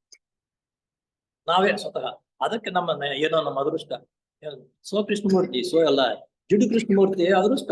ಅವ್ರಿಗೆ ಅಂತ ಮಹಾತ್ಮರೆಲ್ಲ ಸಿಕ್ಕಿದ್ರು, ಬೇಸೆಂಟು ಯೋಗ ಲೆಡ್ಬಿಟ್ಟರು ಅಂತವ್ರ ಮಾರ್ಗದರ್ಶನದಲ್ಲಿ ಬೆಳೆದ ಬೇಗ ಅವರಿಗಿಂತ ಮುಂಚಿತಕ್ಕೆ ಹೋಗ್ತಾರೆ.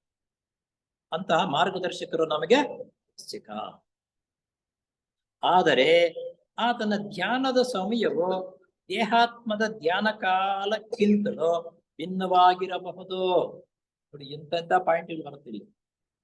ಆದರೆ ಅಂತರಾತ್ಮನು ದೇಹಾತ್ಮದ ಧ್ಯಾನ ಕಾಲದಲ್ಲಿ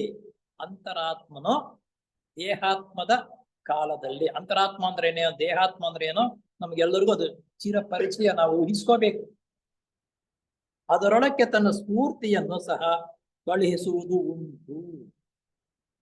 ದೇಹಾತ್ಮದಿಂದ ಮೊದಲು ಪ್ರಾರಂಭ ಮಾಡಿ ಅಂತರಾತ್ಮದಕ್ಕೆ ಹೋಗ್ತಕ್ಕಂಥದ್ದಕ್ಕೆ ಉತ್ತಮವಾಗಿರ್ತಕ್ಕಂಥ ಗುರುಗಳು, ಧ್ಯಾನ ಮಾಡ್ತಕ್ಕಂಥದ್ದು ರೀತಿ, ವ್ಯವಸ್ಥೆ, ನಮ್ಮ ಜೀವನ ಶೈಲಿ, ನಾವು ಮಾತನಾಡ್ತಕ್ಕಂಥ ಮಾತುಗಳು, ಅದೇ ಜೀವನ ಶೈಲಿ ಅಂದ್ರೆ ಮಾತು ಎಲ್ಲದಕ್ಕೂ ಸೇರ್ಪಡುತ್ತೆ. ನಾವು ತಿಂತಕ್ಕಂಥ ಆಹಾರ, ಆಮೇಲೆ ಆ ಸಂಪಾದನೆ ಮಾಡ್ತಕ್ಕಂಥದ್ದು ಅದರಲ್ಲಿ ಸೇರು. ಇವೆಲ್ಲವೂ ಆಗಬೇಕು. ತನ್ನ ಸ್ಫೂರ್ತಿಯನ್ನು ಸಹ ಕಳುಹಿಸುವುದು ಉಂಟು. ಯಾವಾಗ ಅಭಿವೃದ್ಧಿ ಆಗಬೇಕು ಅಂತಕ್ಕಂಥದ್ದು ನಮ್ಮ ದೇಹಾತ್ಮದಿಂದ ಅಂತರಾತ್ಮದ ಕಡೆ ನಾವು ಹೆಜ್ಜೆ ಇಟ್ಟು ಮುಂದಕ್ಕೆ ಹೋಗ್ತಾ ಇದ್ದೀವಿ ಅಂತಂದ್ರೆ ನಮ್ಮಷ್ಟಕ್ಕೆ ನಾವೇ ಅಯ್ಯೋ ನಾವು ಸಂಪಾದನೆ ಮಾಡ್ತಕ್ಕ ಅನ್ಯಾಯ ಸಂಪಾದನೆ ತಿನ್ನಬಾರದು, ಬೇರೆಯವರು ಕೊಟ್ಟಿದ್ದಕ್ಕೆ ನಾವು ಹೋಗಬಾರದು, ಸ್ವಂತ ದುಡಿಮೆ ಮಾಡಿ ಸಂಪಾದನೆ ಮಾಡಬೇಕು, ಅದರಲ್ಲಿ ಸಾತ್ವಿಕ ಆಹಾರವನ್ನೇ ನಾವು ಸೇವನೆ ಮಾಡಬೇಕು, ಬೇರೆಯವರಿಗೆ ನೋವಾಗುವ ರೀತಿಯಲ್ಲಿ ನಾವು ಮಾತನಾಡಬಾರದು. ಇವೆಲ್ಲ ದೇಹಾತ್ಮದಿಂದ ಅಂತರಾತ್ಮದ ಕಡೆಗೆ ನಾವು ಧ್ಯಾನ ಮಾಡುವುದಕ್ಕೆ ಫಲಕಾರಿಯಾದಾಗ ಈ ಗುಣಗಳು ಆಟೋಮೆಟಿಕ್ ಆಗಿ ನಮ್ಮಲ್ಲಿ ಬೆಳವಣಿಗೆ ಆಗಲೇ ಆಗುತ್ತೆ. ಇವನ್ನ ಸರಿಯಾಗಿ ಮಾಡ್ಲಿಲ್ಲ ಅಂದ್ರೆ ಈ ಗುಣಗಳು ಬರಲ್ಲ. ಆಧ್ಯಾತ್ಮಿಕ ಶಕ್ತಿಗಳನ್ನು ಬೆಳೆಸಿಕೊಳ್ಳಬೇಕಾದರೆ ಚಿತ್ತ ವೃತ್ತಿಗಳನ್ನು ಸ್ವಾಧೀನಕ್ಕೆ ತೆಗೆದುಕೊಳ್ಳುವುದು ಅತ್ಯವಶ್ಯಕ. ಚಿತ್ತ ವೃತ್ತಿಗಳನ್ನು ಸ್ವಾಧೀನಕ್ಕೆ ತೆಗೆದುಕೊಳ್ಳುವುದು. ಚಿತ್ತ ಅಂತಂದ್ರೆ ನಾವು ಹಿಂದಿನ ಜನ್ಮದಲ್ಲಿ ಮಾಡಿರ್ತಕ್ಕಂಥ ಕರ್ಮಗಳು ನಮ್ಮ ಹತ್ರ ಇರುತ್ತೆ. ಅಚಿತ್ತ ಅನ್ನೋದು ಅವು ನಮ್ಮನ್ನ ಕೆಲವು ಸಂದರ್ಭದಲ್ಲಿ ಮೇಲಕ್ಕೂ ಎತ್ತುತ್ತೆ, ಕೆಲಕ್ಕೂ ಅತ್ಯವಶ್ಯಕ. ಚಿತ್ತವು ಅಂದ್ರೆ ಈ ಚಿತ್ತ ಅಂತಕ್ಕಂಥದ್ದು ಎಲ್ಲ ಶೇಖರಣೆ ರೂಪ ಮನಸ್ಸಿನಲ್ಲಿ. ಇಲ್ಲಿ ಜ್ಞಾಪಕ ಮಾಡ್ಕೊಳ್ರಿ, ರೂಪ ಮನಸ್ಸು ಅಂದ್ರೆ ಏನು, ಅರೂಪ ಮನಸ್ಸು ಅಂದ್ರೆ ಏನು. ರೂಪ ಮನಸ್ಸು ಸ್ವಾಧೀನಕ್ಕೆ ಬಂದು ಇಚ್ಛಾಶಕ್ತಿಯು ದೃಢವಾಗದಿದ್ದರೆ, ಇಚ್ಛಾಶಕ್ತಿ ದೃಢವಾಗಬೇಕು. ಎಷ್ಟೋ ಸಿದ್ಧಿಯು ಕರಗತವಾಗುತ್ತದೆ. ಆ ಸಿದ್ಧಿ ಕರಗತವಾಗಬೇಕಾದ್ರೆ ನಮ್ಮ ಇಚ್ಛಾಶಕ್ತಿಯನ್ನು ನಾವು ಬೆಳೆಸ್ಕೋಬೇಕು. ಇಚ್ಛಾಶಕ್ತಿ ಬೆಳೆಸ್ಕೋಬೇಕಂದ್ರೆ ಪ್ರತಿನಿತ್ಯ ನಾವು ಸಮಯಕ್ಕೆ ನಿಯಮಬದ್ಧವಾಗಿ ವ್ಯವಸ್ಥೆ ರೀತಿಯಲ್ಲಿ ನಾವು ಧ್ಯಾನ ಮಾಡಬೇಕು. ಆ ಧ್ಯಾನ ಫಲಕಾರಿ ಆಗಬೇಕಾದ್ರೆ ನಮ್ಮ ಜೀವನ ಶೈಲಿಯು ಅಭಿವೃದ್ಧಿ ಪಡಿಸ್ಕೋಬೇಕು. ನಾವು ಸಂಪಾದನೆ ವ್ಯವಹಾರ ಅತ್ಯಂತ ಉತ್ತಮವಾದ ರೀತಿಯ ಮಟ್ಟದಲ್ಲಿ ಬಂದಾಗ ಇದು ಬೆಳವಣಿಗೆ ಆಗುತ್ತದೆ. ಈ ಸ್ಥೂಲ ದೇಹದಲ್ಲಿ ಜೀವಿಸುವವರೆಗೂ ಮತ್ತು ಅದನ್ನ ಬಿಟ್ಟು ಮೇಲಿನ ಲೋಕಗಳಲ್ಲಿ ಇರುವಂತವರಿಗೂ ಎಷ್ಟೋ ನೆರವನ್ನು ನೀಡಬಹುದ. ಇಲ್ಲೇ ನಾವು ಬೆಳೆಸ್ಕೊಂಡ್ರೆ ಸ್ಥೂಲ ಲೋಕದಲ್ಲೇ ಬೇರೆ ಜನರಿಗೆ ಅಷ್ಟೊಂದು ಸಹಾಯ ಮಾಡಬಹುದು. ನಾವು ಬದುಕಿರುವಾಗ್ಲೂ ರಾತ್ರಿ ಹೊತ್ತು ಮಲಗ್ತೀವಲ್ಲ, ಆ ಸ್ವಪ್ನದ ರೂಪಾಂತರ ಕಾಮಲೋಕ ಮನೋಲೋಕಗಳ ಕಡೆಗೆ ಹೋಗಿ ಅಲ್ಲಿ ಕೆಲವರಿಗೆ ವಿಷಯಗಳನ್ನು ತಿಳಿಸಬಹುದು. ಮತ್ತು ನಾವು ತಿಳ್ಕೊಳ್ಳದೇ ಇರತಕ್ಕಂಥ ವಿಷಯಗಳನ್ನ ಅಲ್ಲಿಂದ ಬೇರೆಯವರ ಹತ್ರ ನಾವು ತಿಳ್ಕೊಳ್ತೀವಿ. ಎಷ್ಟು ಬದಲಾವಣೆಗಳಾಗುತ್ತೆ ನಮ್ಮ ಜೀವನ ಶೈಲಿ. ನಾವು ಬದುಕಿರುವಾಗ ಹಗಲು ರಾತ್ರಿ ದುಡಿತಾ ಇದ್ರು ಈ ಸಂಕಲ್ಪ, ಆ ಸಂಕಲ್ಪ ನೀನ್ ಏನೇ ಕೆಲಸ ಮಾಡ್ತಾ ಇದ್ರು ನಿನ್ ಧ್ಯಾನದ ಬಗ್ಗೆ ಈ ಸಂಕಲ್ಪಗಳನ್ನ ಮಾಡ್ಬೋದು. ಆವಾಗ ಸಡಿಲವಾಗುತ್ತೆ ಈ ಕೆಟ್ಟ ಗುಣಗಳೆಲ್ಲ ಸೇರ್ಕೊಂಡಿರ್ತಕ್ಕಂಥದ್ದು. ನೀನು ಈ ಸ್ಥೂಲ ಲೋಕದಲ್ಲಿ ಇದ್ದಾಗಲೂ ಮಾಡಬಹುದು, ನಿದ್ದೆ ಹೋದಾಗ ಕಾಮಲೋಕ ಮನೋಲೋಕಗಳಲ್ಲಿ ಸಮೇತ ಬೇರೆಯವರನ್ನೂ ತಿದ್ದಬಹುದು. ಅತ್ಯಂತ ಉತ್ತಮವಾಗಿರ್ತಕ್ಕಂಥವ್ರ ಜೊತೆ ಸಂಪರ್ಕ ಪಟ್ಟು ಉತ್ತಮ ಗುಣಗಳನ್ನು ಅವರಿಂದ ನೀನು ಆಗಲೂ ಕಲಿತುಕೋಬಹುದು. ಎಷ್ಟು ವ್ಯವಸ್ಥೆ ಕೊಟ್ಟಿದ್ದಾರೆ ದೇವರು ಅಂತ ಅನ್ನೋದು, ಇದನ್ನ ನಾವು ಉಪಯೋಗಿಸ್ಕೊಳ್ತಾ ಇಲ್ಲ. ಗೊತ್ತಿಲ್ಲದಿರ ಉಪಯೋಗಿಸ್ಕೊಳ್ಳಿರ್ತಕ್ಕಂಥ ಬೇರೆ ಬಿಟ್ಟುಬಿಡಿ. ನಾವು ಗೊತ್ತಿದ್ದು ಇಂತಹ ಕಡೆ ಮೂರ್ಖರಾಗಿ ಬಿದ್ದಿದ್ದಾಗ ಇದು ತುಂಬಾ ಶೋಚನೀಯವಾಗಿರತಕ್ಕಂಥದ್ದು. ಮೇಲಿನ ಲೋಕದಲ್ಲಿ ಇರುವಂತಹವರಿಗೂ ಎಷ್ಟೋ ನೆರವನ್ನು ನೀಡಬಹುದು. ಮೇಲಿನ ಲೋಕದಲ್ಲಿ ಇರ್ತಕ್ಕಂಥವ್ರಿಗೂ ಸಮೇತ ನಾವು ನೆರವು ನೀಡಬಹುದು. ಮೊನ್ನೆ ಹಿಂದಿನ ಪಾಠದಲ್ಲಿ ಒಂದು ಜ್ಞಾಪಕ ಇರ್ಬೇಕು ನಮ್ಗೆ. ಏನಪ್ಪಾ ಅಂದ್ರೆ, ನಾವು ನಿದ್ದೆ ಮಾಡುವಾಗ ಕಾಮಲೋಕಕ್ಕೆ ಹೋಗ್ತೀವಿ. ಕಾಮಲೋಕದಲ್ಲಿ ಅನುಭವಗಳನ್ನು ಪಡೆಯುವುದಕ್ಕಾಗಿ ಬೇರೆಯವರ ಮುಖಾಂತರ ನಾವು ಅಲ್ಲಿ ಅನುಭವಗಳನ್ನು ಪಡೆಯಬಹುದು. ಅಂತ ಅನುಭವವನ್ನು ಪಡೆಯೋದಕ್ಕೆ ಬೇರೆಯವರು ನಮ್ಗೆ ಯಾರು ಸಿಕ್ಕದೇ ಇರುವಾಗ ಇವನು ಮುಂದಕ್ಕೆ ಗುರುಗಳ ಕೆಲಸಕ್ಕೆ ಉಪಯೋಗವಾಗ್ತಾನೆ ಅಂತ ಅನ್ನೋದು ಗುರುಗಳಿಗೆ ಮನಸ್ಸು ಬಂದರೆ ಆ ಸ್ವಪ್ನದಲ್ಲಿ ಅವನಿಗೆ ಸ್ವತಃ ಅನುಭವಗಳು ಆಗುವುದಕ್ಕಾಗಿ ಕೆಲವು ಸ್ವಪ್ನಗಳು ಬೀಳುತ್ತೆ. ಆ ಸ್ವಪ್ನಗಳಿಂದ ಭಯಭೀತರಾಗಿ ನಾವು ಎದ್ದು ನಿಂತ್ಕೊಳ್ತೀವಿ. ಒಂಥರ ಭಯವಾಗತ್ತೆ. ಈ ರೀತಿ ಆಗ್ತಕ್ಕಂಥದ್ದು ಗುರುಗಳ ಇಚ್ಛೆಯಿಂದ ನೀನೇ ಸ್ವತಃ ಅದರಲ್ಲಿ ಅನುಭವವನ್ನು ಪಡೆಯಬೇಕು ಅಂತ ಆ ರೀತಿ ಆಗುತ್ತೆ ಅಂತ ಅನ್ನೋದನ್ನು ನಾವು ಹಿಂದಿನ ತರಗತಿಯಲ್ಲಿ ಈ ವಿಷಯವನ್ನು ತಿಳ್ಕೊಂಡು. ದುಃಖಕ್ಕೆ ಸಿಕ್ಕಿಕೊಂಡಿರುವವರಿಗೂ ರೋಗಿಗಳಿಗೂ ಸಮಾಧಾನವು ಸ್ಥೈರ್ಯವೋ ಆರೋಗ್ಯವೋ ಲಭಿಸುವಂತೆ ನೆರವು ನೀಡಬಹುದು. ಇನ್ನ ಒಂದು ಸುಯೋಗ ಏನಪ್ಪಾ ಅಂದ್ರೆ, ನೀನು ನಿಯಮಬದ್ಧವಾಗಿ ವ್ಯವಸ್ಥೆ ರೀತಿಯಲ್ಲಿ ಧ್ಯಾನ ಮಾಡ್ತಾ ಇದ್ದು ಧ್ಯಾನ ಪರಿಪೂರ್ಣವಾದ ಮೇಲೆ ನಿನಗೆ ಗೊತ್ತಿರತಕ್ಕಂಥವ್ರು ಯಾರೋ ಒಬ್ಬರು ಕಷ್ಟದಲ್ಲಿ ಇರ್ತಾರೆ, ರೋಗದಲ್ಲಿ ಇರ್ತಾರೆ, ಅಥವಾ ಸಾಲ ಸೂಲ ಮಾಡಿ ಮನಸ್ಸು ನೆಮ್ಮದಿ ಇಲ್ಲದ್ರ ಇರ್ತಾನೆ. ಅಂತವನಿಗೆ ಭಗವಂತ ಇಂಥವರಿಗೆ ಸಹಾಯ ಮಾಡಿ ಅವನ ಕಷ್ಟವನ್ನ ನಿಗ್ರಹಿಸ್ಕೊಳ್ತಕ್ಕಂಥ ಸಾಮರ್ಥ್ಯ ಕೊಡು. ಕಷ್ಟ ತೀರ್ಸು ಅಂದ್ರೆ ದುಡ್ಡು ಕೊಡೋದಲ್ಲ, ಅದನ್ನ ನಿಗ್ರಹಿಸ್ಕೊಳ್ತಕ್ಕಂಥ ಸಾಮರ್ಥ್ಯ ಕೊಡು ಅಂತ ನೀನು ಧ್ಯಾನ ಆದ್ಮೇಲೆ ಆ ರೀತಿ ನೀನು ಬೇರೆಯವರಿಗೆ ಸಂಕಲ್ಪವನ್ನು ಕೊಡಬೇಕು. ಈ ಸಂಕಲ್ಪಗಳನ್ನು ಕೊಟ್ಟು ಬೇರೆಯವ್ರನ್ನ ಅಭಿವೃದ್ಧಿ ಪಡಿಸಿದಾಗ ಇದಕ್ಕೊಂದು ಹಿಂದೆ ಒಂದು ಕ್ಲಾಸ್ ನಲ್ಲಿ ಬಂತು.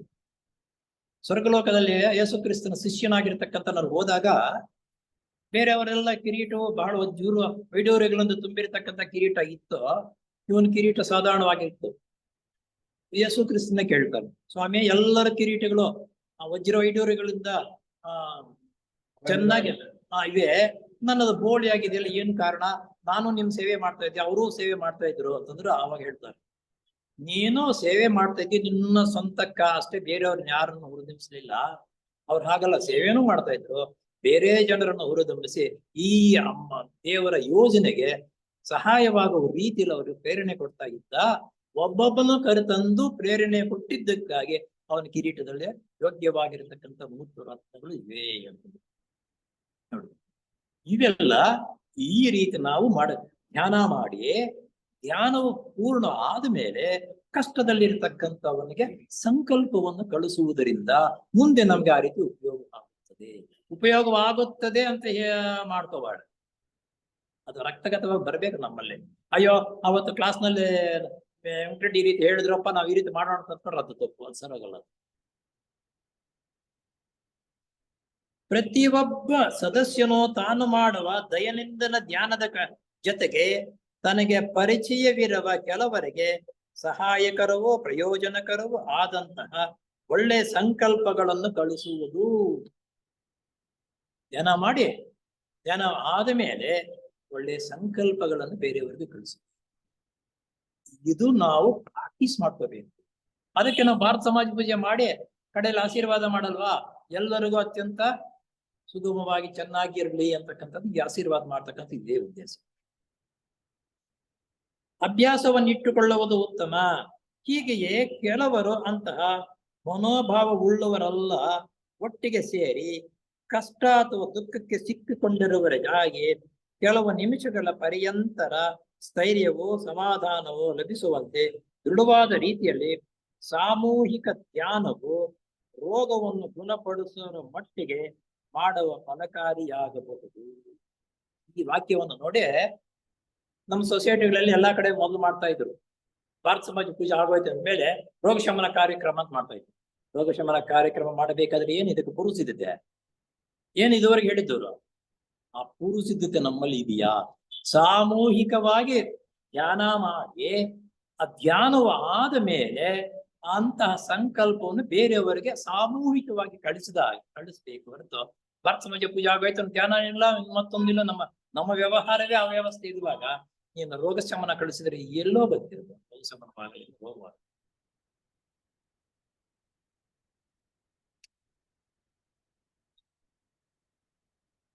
ಒಟ್ಟಿಗೆ ಸೇರಿ ಕಷ್ಟ ಅಥವಾ ದುಃಖಕ್ಕೆ ಸಿಕ್ಕಿಕೊಂಡಿರುವವನಿಗಾಗಿ ಕೆಲವು ನಿಮಿಷಗಳ ಪರ್ಯಂತರ ಸ್ಥೈರ್ಯವೋ ಸಮಾಧಾನವೋ ಲಭಿಸುವಂತೆ ದೃಢವಾದ ರೀತಿಯಲ್ಲಿ ಸಾಮೂಹಿಕ ಧ್ಯಾನವು ರೋಗವನ್ನು ಗುಣಪಡಿಸುವಷ್ಟರ ಮಟ್ಟಿಗೆ ಮಾಡುವ ಫಲಕಾರಿಯಾಗುವುದು.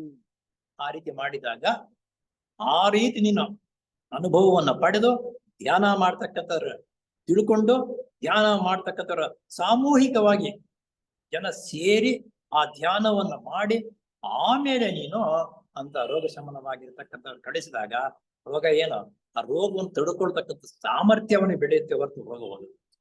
ಯಾವಾಗ ಯೇಸು ಕ್ರಿಸ್ತ ಮಾಡಿದನಂತಂದ್ರೆ ಎಷ್ಟು ಉನ್ನತ ಮಟ್ಟಕ್ಕೆ ಹೋಗಿರ್ತಕ್ಕಂಥವ್ರು ಅವರು.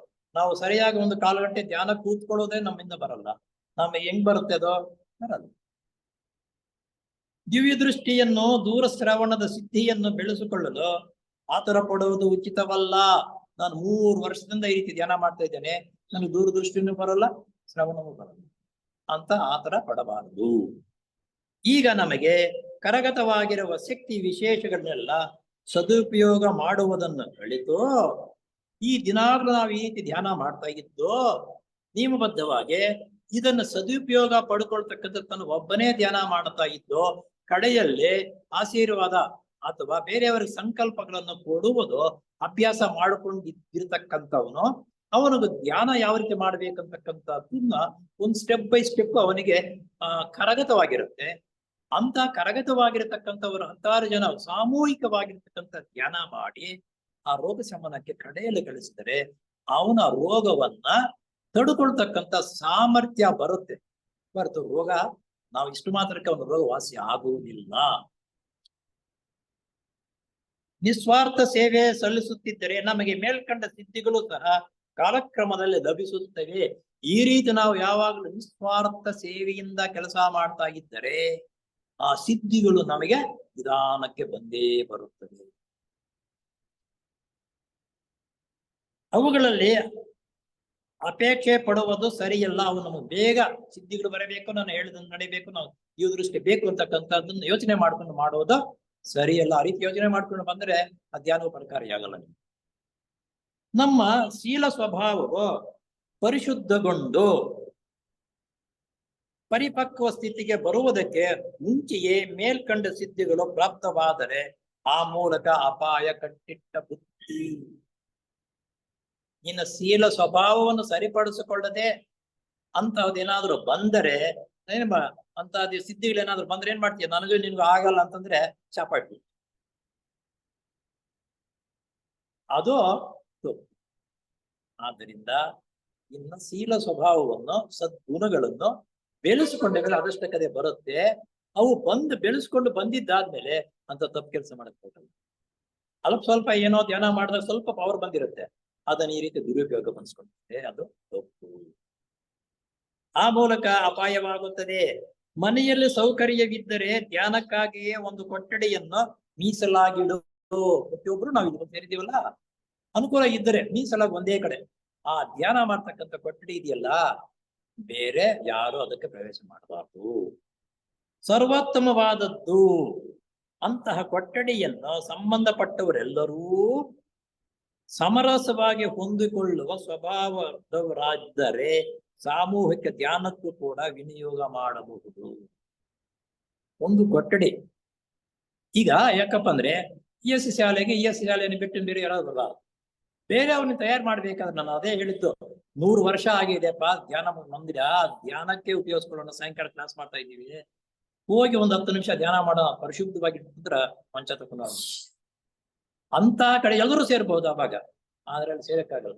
ಎಲ್ಲರೂ ಸೇರಿ ಧ್ಯಾನವನ್ನು ಪ್ರಾಕ್ಟೀಸ್ ಮಾಡಿಸಿದ್ದರೆ ಆ ಸ್ಥಳ ಇದೆಯಲ್ಲ ಬಹಳ ಪವಿತ್ರವಾಗಿರ್ತಕ್ಕಂಥ ಸ್ಥಳವಾಗಿತ್ತು, ಎಲ್ಲರ ಮೇಲೆ ಆ ಪ್ರಭಾವ ಬಿತ್ತು, ಅಭಿವೃದ್ಧಿ ಆಗುವುದು.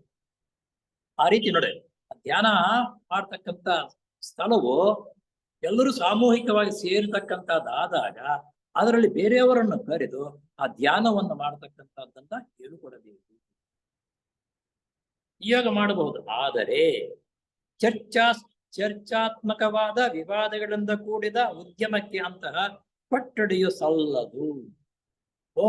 ಅಂತ ಸುತ್ತಲೂ ಗಲಾಟೆಗಳು, ವ್ಯವಹಾರಗಳು ಆಯ್ತು ಅಂತಕ್ಕಂಥದ್ದು, ಅಯ್ಯೋ ಅಂತ ಹುಡುಗರು ಬರೋದು, ಆ ಕಿಟಕಿಗಳು ನೋಡೋದು, ಕಿತ್ತಾವುದು, ಬಿಸಾಕೋದು, ಈ ರೀತಿ ಕಸ್ಮಲವಾಗಿರ್ತಕ್ಕಂಥ ವಾತಾವರಣ ಆಗೋಗ್ಬಿಟ್ಟು ಅಲ್ಲಿ ಧ್ಯಾನ ರೂಪದಲ್ಲಿ ಮಾಡಿದ್ರೆ ಏನ್ ಫಲಕಾರಿ ಆಗುತ್ತೆ. ಅದಕ್ಕಾಗಿ ಇವೆಲ್ಲ ತಿಳ್ಕೊಂಡು ಇರ್ತಕ್ಕಂಥವ್ರು ಇವೆಲ್ಲ ಇಂತೆ ಆದ್ರೆ ತೊಂದರೆ ಆಗುತ್ತೆ, ಅವೆಲ್ಲ ಬೇಡ ಅಂತ ಹೇಳುದು. ಉದ್ಯಮಕ್ಕೆ ಅಂತಹ ಕೊಠಡಿಯು ಸಲ್ಲದು, ಅಂತಹ ಸ್ಥಳದಲ್ಲಿ ಧ್ಯಾನ ಮಾಡಬಾರದು. ಅಂತಹ ವಿಚಾರ ವಿನಿಮಯಗಳಿಗೆಲ್ಲ ಬೇರೆ ಸ್ಥಳಗಳನ್ನು ಉಪಯೋಗಿಸಿಕೊಳ್ಳಬೇಕಾಗುತ್ತದೆ. ಚಿಂತಾತ್ಮಕವಾದ ಸನ್ನಿವೇಶದಲ್ಲಿ ಆ ಕೊಠಡಿಯೊಳಕ್ಕೆ ಪ್ರವೇಶ ಮಾಡಬಹುದೇ ಅಥವಾ ಮಾಡಬಾರದೆ? ನಮಗಿದೊಂದು ಡೌಟ್. ಮನೆಯಲ್ಲಿ ಜಗಳ ವ್ಯವಹಾರಗಳು ಮಾಡ್ಕೊಂಡಿರ್ತೀವಿ, ನಾಳೆ ESC ಶಾಲೆಗೆ ಹೋಗಬಹುದಾ ಹೋಗ್ಬಾರ್ದಾ? ಕೆಲವರು ಆ ರೀತಿ ಗಲಾಟೆ ವ್ಯವಹಾರಗಳಿದ್ದು ಮಾಡ್ಕೊಂಡಿದ್ರೆ ಹೋಗ್ಬೇಡ, ಬರಬಾರದು ಅಂತ. ಆದ್ರೆ ಇಲ್ಲೇ ಆ ರೀತಿ ಬರಬೇಡ ಅಂತ ಹೇಳಿಲ್ಲ. ದೃಢವಾದ ಸಂಕಲ್ಪ ನಿನ್ನ ಗೇಟ್ ಒಳಗಡೆಗೆ ಬಂದಾಗ ಅದನ್ನೆಲ್ಲ ಅಲ್ಲೇ ಬಿಟ್ಬಿಡ್ಬೇಕು. ಗೇಟ್ ಒಳಗಡೆ ಪ್ರವೇಶ ಆದ ತಕ್ಷಣ ಬೇರೆ ಚಿಂತೆಗಳಾಗ್ಲಿ, ಬೇರೆಯವ್ರ ಜಗಳ ಮಾಡ್ಕೊಳ್ಳೋದಕ್ಕಾಗ್ಲಿ, ಇನ್ನೊಬ್ಬರು ಯಾವ್ದೋ ಕೆಲ್ಸಕ್ಕೆ ಬಾರದು ಮಾತುಗಳು ಮಾತಾಡ್ಕೊಂಡು ಕಾಂಪೌಂಡ್ ಒಳಗಡೆಗೆ ಬರಬಾರ್ದು. ಆ ರೀತಿ ನೀನು ಮನೆಯಲ್ಲೇ ವ್ಯವಹಾರ ಮಾಡ್ಕೊಂಡಿದ್ರು ನಿಶಬ್ದವಾಗಿ ಮೌನವಾಗಿ ಒಳಗಡೆಗೆ ಹೋಗಬಹುದು ಎಂಬುದಾಗಿ ಪ್ರಶ್ನೆ ಹೇಳುತ್ತದೆ. ಈ ತರಹ ಮನೋಭಾವನೆಗಳಿಗೆ ಒಳಗಾಗಲೇಬೇಡ. ಆ ರೀತಿ ಅಯ್ಯೋ ಹೋಗ್ಬೋದು ಹೋಗ್ಬಾರ್ದು ಅಂತಕ್ಕಂಥದ್ದನ್ನ ಚಿಂತೆ ಹೋಗಬೇಡ. ಆ ವಿಧವಾದ ಚಿಂತಾ ಪ್ರವೃತ್ತಿ ಉಳ್ಳ ಪೂರ್ತ ತ್ಯಜಿಸಿಬಿಡು. ನನಗೆ ಚಿಂತಾಕ್ರಾಂತ ಪರಿಸ್ಥಿತಿ ಒದಗದೆ ಆದ್ದರಿಂದ ಆ ಧ್ಯಾನದ ಕೊಠಡಿಯನ್ನು ಪ್ರವೇಶಿಸಕೂಡದು ಎಂಬ ಸಂಕಲ್ಪವನ್ನೇ ಮಾಡಬೇಡ. ಈ ರೀತಿ ಅಯ್ಯೋ ನಾನು ಅಲ್ಲಿ ಜಗಳ ಮಾಡ್ಕೊಂಡು ಬಂದೆ, ಇಲ್ಲಿ ಜಗಳ ಮಾಡ್ಕೊಂಡು ಬಂದೆ, ಒಳಗಡೆ ಹೋಗೋದು ಬೇಡಪ್ಪ ಅಂತ ನೀನು ಆರಾಮಾಗಿ ಕೂತ್ಕೊಂಡು ನಿನ್ ಜೊತೆಗೆ ಇನ್ನೊಬ್ಬರು ಬಂದ್ರೆ ಇನ್ನೂ ಹರಟೆಗಳು ಓಡ್ಕೊಂಡು ಆ ಸ್ಥಳವನ್ನು ಇನ್ನೂ ಕೆಡಿಸ್ತೀಯ. ಅದಕ್ಕೆ ಬದಲಾಗಿ ಮೌನವಾಗಿ ಒಳಗಡೆಗೆ ಹೋಗು. ಇದಕ್ಕೆ ವಿರೋಧವಾದ ಮನೋಭಾವನೆಯನ್ನು ಬೆಳೆಸಿಕೋ. ಅಂದರೆ ನಾನು ಆ ಕೊಠಡಿಯನ್ನು ಪ್ರವೇಶ ಮಾಡುತ್ತಿದ್ದೇನೆ, ಆದ್ದರಿಂದ ನನಗೆ ಚಿಂತೆಯು ಪೂರ್ತ ಕಳಿಸಿ ಬೀಳುವುದು. ನನ್ನ ಚಿಂತೆ, ನನ್ನ ಯೋಚನೆ ಇದೆಯಲ್ಲ, ನಾನು ಗುರುಗಳಿರತಕ್ಕಂಥ ಸಾನ್ನಿಧ್ಯಕ್ಕೆ ಹೋಗ್ತಾ ಇದ್ದೀನಿ, ಇವೆಲ್ಲ ಪೂರ್ಣವಾಗಿ ಶಮನವಾಗುತ್ತೆ ಅನ್ನೋ ದೃಢವಾದ ಸಂಕಲ್ಪದೊಂದಿಗೆ ನೀನು ಹೊರಗಡೆ ಹೋಗು ಎಂದು ಮನೋಭಾವನೆಯನ್ನು ಅನುಸರಿಸು. ಈ ವಿಧವಾದ ಮನೋಭಾವನೆಯು ಫಲಕಾರಿಯಾಗುವುದು ಪ್ರಭಾವಯುತವೂ ಆದುದೆಂಬುದನ್ನು ನಿನ್ನ ಅನುಭವಕ್ಕೆ ಖಚಿತವಾಗುತ್ತದೆ. ಈ ರೀತಿ ಆ ಸಂಕಲ್ಪದೊಂದಿಗೆ ಮೌನವಾಗಿ ನೀನು ಹೊರಗಡೆಗೆ ಹೋಗಿ ಆ ಪೂರ್ಣವಾಗಿ ಧ್ಯಾನ ಮತ್ತು ಆ ತರಗತಿಯನ್ನು ನಾನು ಕೇಳಿಸ್ಕೊಂಡು ಬಂದರೆ ಕೆಲವು ದಿವಸ ಆದ್ಮೇಲೆ ಓ ಈ ರೀತಿ ನನ್ನ ಕೋಪ ತಾಪ ಶಮನವಾಗುತ್ತದೆ ಅನ್ನುವುದು ನಿನಗೆ ಆ ಫಲ ಸಿಗುತ್ತದೆ ಅನ್ನುವುದು ಇಷ್ಟು ಧ್ಯಾನದ ಬಗ್ಗೆ ಇರ್ತಕ್ಕಂಥದ್ದು. ಇಷ್ಟು ಉನ್ನತವಾಗಿರತಕ್ಕಂಥ ವಿಷಯ. ಇಷ್ಟು ವಿಷಯಗಳು ನಾವು ತಿಳ್ಕೊಂಡು ಅದರಂತೆ ನಡ್ಕೊಳ್ದೆ ಹೋದರೆ ಅದಕ್ಕೆ ವಿರುದ್ಧವಾಗಿ ನಡೀತಾ ಇದ್ರೆ ಕೋಪ ಬರುತ್ತೆ ಇಲ್ವಲ್ಲ. ಇಷ್ಟು ಹೇಳ್ತಾ ಕರೆಕ್ಟ್ ಆಗಿ ಸಮಯನೂ ಆಯ್ತು. ಇದನ್ನ ಒಂದ್ಸಲ ಓಂಕಾರ ಮಾಡ್ತಾ ಈ ಧ್ಯಾನದ ಕ್ಲಾಸನ್ನು ಮುಕ್ತಾಯಗೊಳಿಸೋಣ. ಓ